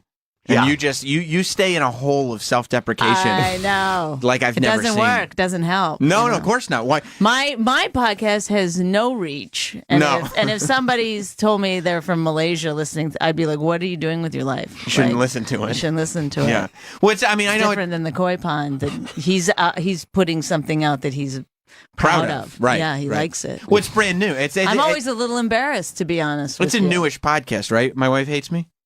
Is it? No, it's like, oh, you're joking. Yeah, it's- Is that your It's- attempt at sarcasm? Hilarious. No, he really has learned over the years. Well, no, I to didn't make it realize funny. I guess you didn't You don't realize have to do that- as much work anymore, Jim. No, I just like to sit back and let Yeah. the comedy roll in. Well, yeah, no, I didn't realize that you would take doing a podcast for 6 years literally as it's brand new. So That's a good point, too. Yeah. You didn't. I don't think you used the word brand. I think you said, "Is it new?" Still, 6 years is not Bonnie, new. you were late. You know, When you see a 6-year-old, do you say, how old is your baby? No. Say, how old's your kid? right. That's to my credit. Yeah. Right. Oh, so yeah, no, we have a kid. Your child. Is that what Your you daughter. No, I'm talking about the podcast. Our podcast is 6 or 7 years old. Jim is just Our going podcast with just started going to school, and I'm saying the yeah. podcast is not a new podcast. It's an old podcast. Yeah. I guess you're right. It's been around for a long time. Sure. When you look at the podcast I don't know out what there, I don't know what a long podcast is. It's been around for about 7 years. That's That a would be long one. time. That's a long time. That's Ancient. a long time. Yeah. Well, Right. when you're in a 13-year marriage, it's It's that's- half of that. Right. Yeah. That's a long time. It's a long time It too, is. especially with Voss. Yeah. I would imagine that it grates on you at times. I think I'm doing a good job. You know, I'm I'm hanging in. Hey, did you do a I think soft you're doing cover? great. Did you do a soft cover for your book, or do you only have a hard copy? No, soft. So you added to that or no? What do you mean? Did you put in new material for the soft cover? No, I didn't do a hard cover. I just did soft cover. Oh, sorry. Okay. Yeah. You didn't do hard cover then soft. Okay. Is this all passive-aggressive insults towards me? I'm Honestly, not sure what's no. happening anymore. I was late. I apologized. I don't made think a that mistake. one was an insult. Sometimes Jim just gets Bourdain curious did her about stuff. book. You were close with. I don't think I've talked to you since Anthony Bourdain died. Yeah. And he did your book, and you were developing something with him, or was it just the book? Just the book. Yeah, no, I wasn't developing anything with him. Why, did Rich say that? No. After he died, Rich just starts putting that out. No, I I misunderstood. Rich is like, we can't get Bourdain to go to pitches, so obviously. So what if we just say that we were He was developing gonna, something? yeah. We already had something in the works, but what can you do? But if you guys want to pick that up, That's funny. it could be a good idea. I did notice on the video, Sam, the beard is fucking amazing. Thank you very much. You keep like that, man. it? See, we hate it. Do you? Who's we? I think you should Rob keep it, hates man. it. I hate it. Do you Troy hate it, Rob? Yeah. Troy hate Yeah, it. it sucks. Who else? Okay. Travis hates it. Anthony Who else hates hates it. it? We all Yeah. hate it. You hate it? Yeah. Of course I do. Holy shit. I think mean- he's just joining the crew He on that is. one. It's Yeah, pretty he's got a clear. fucking shitty beard on his face. Yes. Jim has the entire staff paralyzed by fear of his power. He does. And that's very clear. He does. When you look around this room, they're all nervous. They're sweating. Yeah. Whatever Jim hates, I Jim, hate. Jim is very intimidating like that. He is Sam's very beard nervous. is messy. And no Yeah. one likes his messy Jim, beard. your life is messy. It's a disaster. But I'm not. But I don't get everyone to say it's good. They all know. If you ask would anybody like my lifestyle, they all go no. What do you think It's of terrible. Jim's life, Troy? I think it's cool. Yo, Troy. Troy. It is, right? Jim gives Troy hope. Troy sits there going like, I don't know, at this point in my life if I should still be. And then he goes, well, Jim's still rocking and rolling, man. Yeah, Jim's Jim's doing successful. great. Yeah. He's doing awesome. So, yeah, I don't think that everybody thinks that your life is bad. Jim. I say keep the beard, man. I'm going to. Yeah, keep it. Yeah. Mm-hmm. Do it. I'm and not. more flannels. And a fucking axe. Buy that too. Yeah. Well, I'm adding things to me to convince people that there are masculine traits. Yeah. Right? Like, Yeah. if Oh yeah, you're very fucking waif-like and twinkish. right, but nobody remembers because I That's start right. to look like the Yeah, when brawny you paper shade it, towel yeah. guy. Yeah. The who? The brawny. Brawny paper Oh towel yeah, guy. yeah. Yeah, I didn't mess that up. I think you said the Bernie paper towel guy. Yeah. Yeah, you do look more masculine. Right. That's and I'm Wait, he trying doesn't to. have a beard. No, he doesn't. But It's he was a just. horrible But reference. it's his shirt. I guess I think Oh, it's his shirt. maybe at one point he had a beard, maybe not. Every woman wanted to fuck the brawny towel guy. What? You're wearing the exact shirt. Yeah. That's exactly it. Bonnie, did Every you go girl through- wanted to fuck his brains out. He's not even a real guy. No, but he's seen as this masculine, the brawny towel guy. Everybody knows what this. The brawny towel guy is masculine. Bonnie, did you go through a period of time where you wanted to fuck the paper towel guy? No. Yeah. I don't Every think guy wanted to get jerked off by Madge when we saw her putting people's hands in the liquid, and every woman wanted to fuck the brawny paper I towel don't guy. think that every woman wanted to fuck the brawny paper. Every woman wants to fucking eat this guy's cock. Yeah, I remember that. I remember True, that right? time. Yeah. Bonnie, did you ever go through a period of your life where you wanted to eat the brawny paper towel guy's cock? Yes. All right, I stand corrected that then. is Maybe true. maybe that is right. Travis, Look you at wanted the- to on fuck the- the brawny paper towel guy? Who didn't? Yeah. Okay, Click all on the left. On that one. Look at him. He's all handsome with his. No. Top one. Let's see. That's the one I Yeah. remember when I was a kid. Right With there. his mustache? Yeah, that's the one I Yeah. remember. Yep. That's the guy women wanted to have sex Oh with? my Yeah. God! Both, Now, both now versions. that you point him out, I do see the attraction. That's why they'd buy the fucking towel. So Yeah. when the roll was empty, they could fuck themselves with it. Yeah. To his image. Just look at the ripped up plastic label on it. Yeah, they'd go through the towels quickly just to get to that tube to fuck themselves. Looking at Oh the, my God. It's would a drawing. Yeah. It's not even a real picture Doesn't of a matter. guy. That's why that's what they use the paper towels for. It was a real fucking panty moistener. They love this guy. Just sop up their panties with the paper towel. Fucking sop up those wet panties. I don't know if your understanding of females is on point. Probably not. Yeah, I'm not 100% on that. What happens is their vaginas get very wet. Yeah. And they Right. need paper towels to sop it up. We need to sell that. If we could have a Can we logo put a dude on the cover? that gets the reaction, we need women sopping. They're outdoors. Look at the outdoorsy. They're in the fucking trees. Yeah. There's woods behind him. He's a man doing man shit. Yeah, that has nothing to do with kitchen. Yeah. Yeah. What the fuck? These guys don't use paper towels. No. Maybe they're saying these are the trees we cut down to make these paper towels that you're just going to throw them all out anyway. Yeah. That is definitely your shirt, though, Sam. Thank you. Yeah. Thank you. Yeah, I mean, It looks good. I think it's important. I think you got to remind people of your masculinity sometimes, especially if you're Sam Roberts. It's something you have to constantly remind people. Yeah, I don't disagree. You've been, you're twinkish. I am. So you're on Adam's network. Yeah. He's a fucking machine, Corolla. Yeah, man. A machine the way he does that. He is a machine, man. 5 shows a week, or 4 shows a week, whatever it is. Well, he does it like a radio show. He left radio and immediately went into podcasting and did it so that his radio audience would have the same content that they could just go right to. Knocks it out. His army's strong, too. Shit. Yeah. He has a lot of people listening to his show. Yeah, man. But he just does, he literally is just like a 1 hour radio show. It's perfect. It's perfect. Only having to do 1 hour. It's easy. Just go in, knock it out. Yeah. And he does commercial reads and like regular segments and bits. Right. Adam just talks a lot, though. He's a very good talker. He's a really good, he doesn't even need anybody there. He's just a good explainer. He's a great talker. He has a lot of interest that he's obsessed with. And that's what makes him easy to just go. Is he on the spectrum a little bit? Maybe? Yeah, oh yeah. Yeah. He has to be. I thought of that while I was doing it with him. But it was like, because he was talking once about repairing a lawn chair. Yeah. And he talked about it for 15 minutes. But it was pretty interesting. Right, and the fact that he could keep you interested for that long, I was like, yeah, I mean, he's really good at this. Mm-hmm. Yeah, absolutely. And autistic. And that's what makes him good. That's I mean, it's his superpower. Yeah. He's good. He's using what he was given by God to do good. I could never be interesting about that for more than 30 seconds, if that. I couldn't give you that. Well, maybe I was just kind of a little compliment for myself. Yeah, I like when he was talking about this. This is the most boring topic that he talked about was a fence, and the guy made the fence in my yard, and it was crooked, right? But he was like, "No, it's not crooked because it's going with the land." With the land, yeah. He goes, "It's straight." And he put the thing on there, and then. Adam just went off on it. Right, he goes on for 15 minutes. Yeah, because he's like, "No, you fucking idiot! It's not straight. Like that's not straight. Right. The level says it's straight, but it's not fucking straight. If you look at it and it's crooked, then it's fucking crooked. Right. Like build it to your sight. When you stand back and you see something that's a straight line, that's straight." And you're going. It's like just because it's measured, everything you just listen to everything that's just but the fucking the level said it's straight, so it must be straight. And I was sitting there with my mouth open because I was like, yeah, this is what I wanted to fucking say to this guy. Right. Like, he wasn't listening to me, but I already paid for the fucking fence, so now it's like crooked when it's coming down the stairs.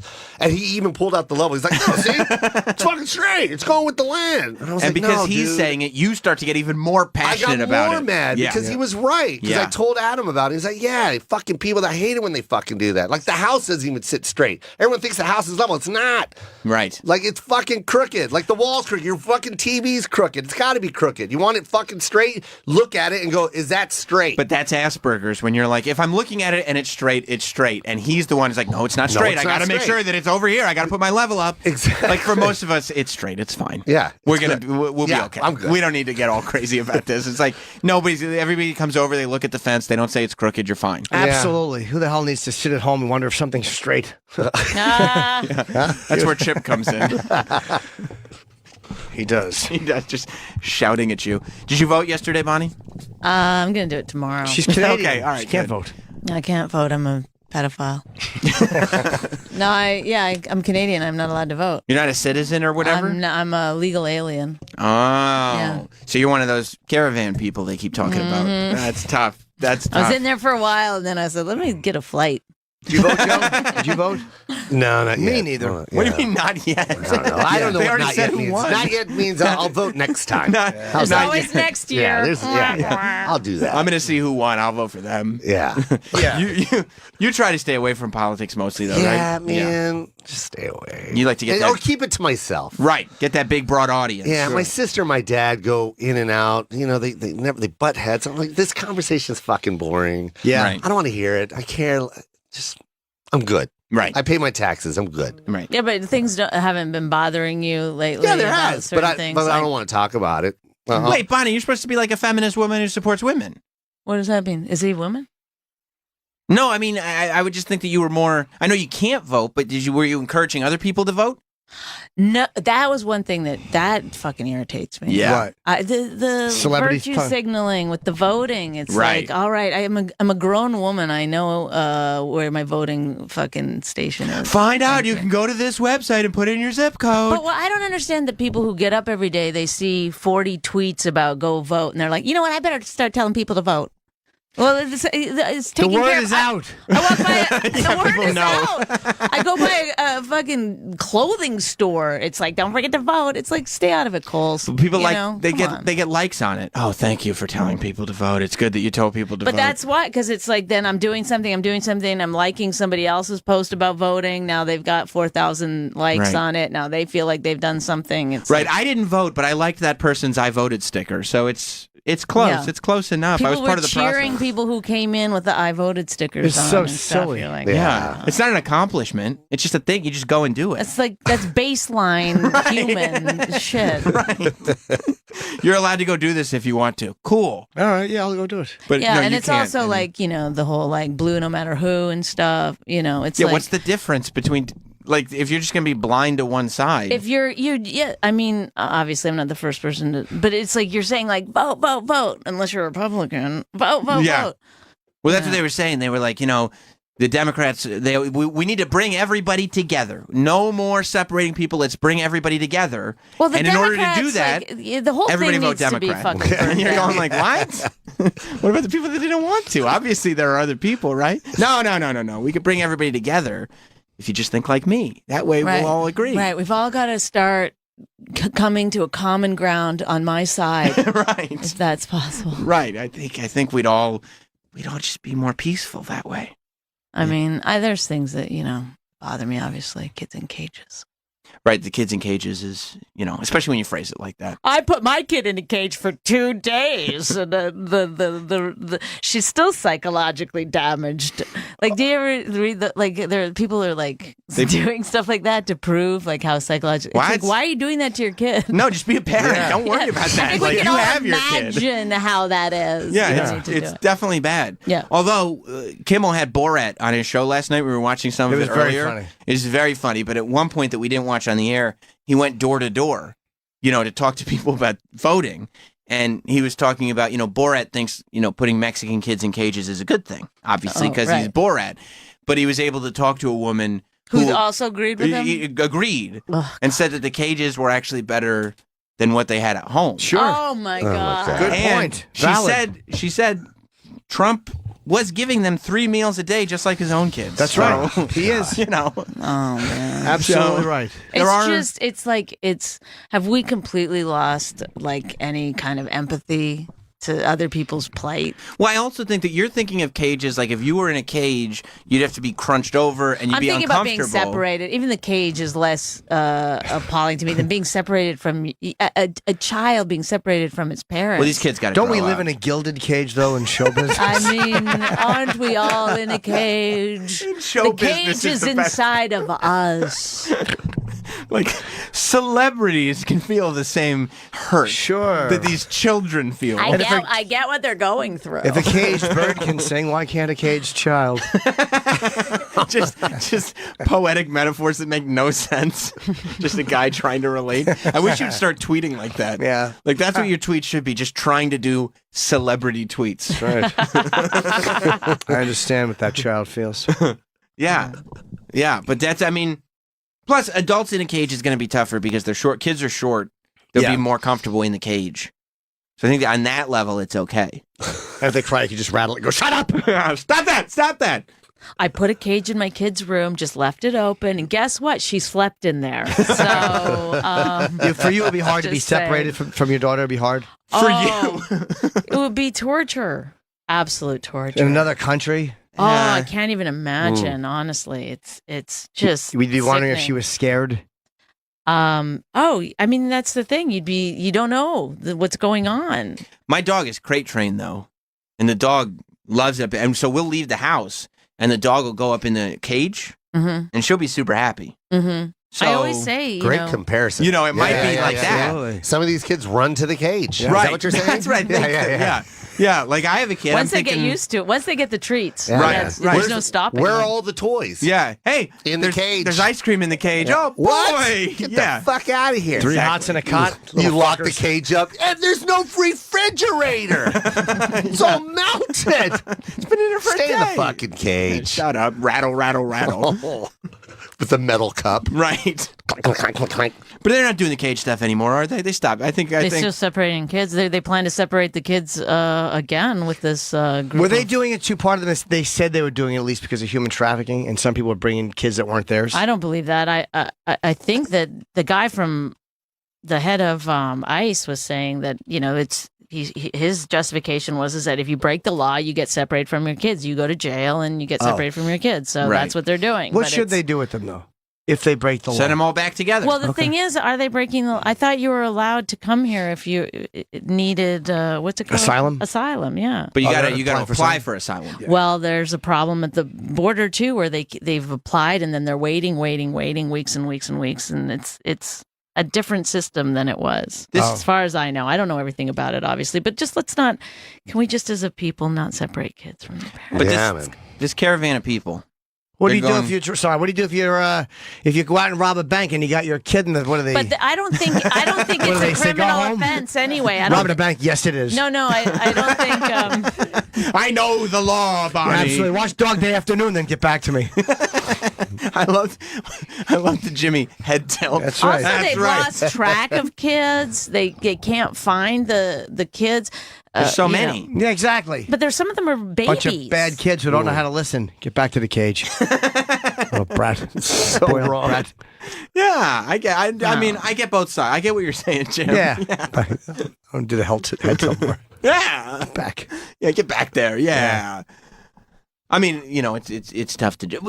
The caravan, though, with all the people coming over, did they say they're going to separate caravan again? sounds fun, doesn't it? It does. I mean, not a 1,200-mile walk, though. I mean, unbelievable. Yeah, how do you many know kids how shitty your life has to be to sneak into Mexico? How many? No shit. How many kids are really going to be with those people? The kids can't walk 800 miles.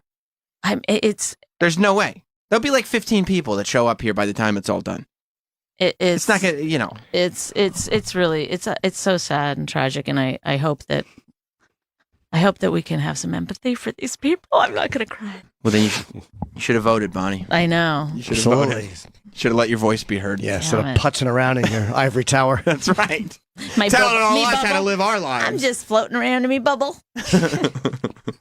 Yeah, it's. I don't feel bad I didn't vote. I didn't care that much. Right. About what? Anything? Just who is What running. about LGBT rights? I care about those. They're Why? Nice. Just I think I don't like to see anybody mistreated. Oh, I see. Especially when you're dating them. Well, right, and working with them. Travis. Yeah, I don't know. You just read these statistics about people who don't vote. Yeah, and it seems, and you're like, how could this many people not be voting? But then if you're part of the statistic that's not voting, it seems like gross. You know what I mean? It seems like you're part of the problem. Sure. Did you vote? Yeah. Yeah. Proud to not vote. Oh, fuck. I didn't get a sticker, though. So. Why But then not? we don't know. Exactly. So you're a fucking liar. How was it for? Exactly. Well, what'd you put on Instagram? No selfie, no sticker. You gotta do a selfie with the sticker on your cheek. Yeah. I was going to put it on my thumb. And then stick my thumb up. Yeah. Like, I did it. America. Wow, and wouldn't that be really giving it to the man? Or you middle finger. Put it on your fist? I don't know. Yeah. I was going to stick it on one finger and then put the other finger up, and that makes a peace sign. Yes. Because I voted for peace. Yes, man. Yeah, but no sticker. No. So I don't even know if it counted. Yeah, it's the suburb, so I don't even think. Yeah, they the bother with sticker's that like your stuff. receipt. You don't have it, bro. I don't have the receipt. But no one holds the receipt up and shows everybody. Look what I did. Yeah, look at me. Yeah. What a fine citizen. Right. Well, isn't there something like believe all men? So we have Yes. to just believe him that he voted. Absolutely. Thank you. Should be that way. I'm glad you brought that up. We need to pause the hilarity and catch our breath. Jim and Sam, back in a minute. Rock the beat! The Bennington Show, now on weekdays at noon. You guys all know what I mean when I say earthling, right? Generally, right, we get called earthlings by aliens, but we never, I'm never going to see, Chris is in a fight with somebody. I'm going to go, hey guys, we're all earthlings here.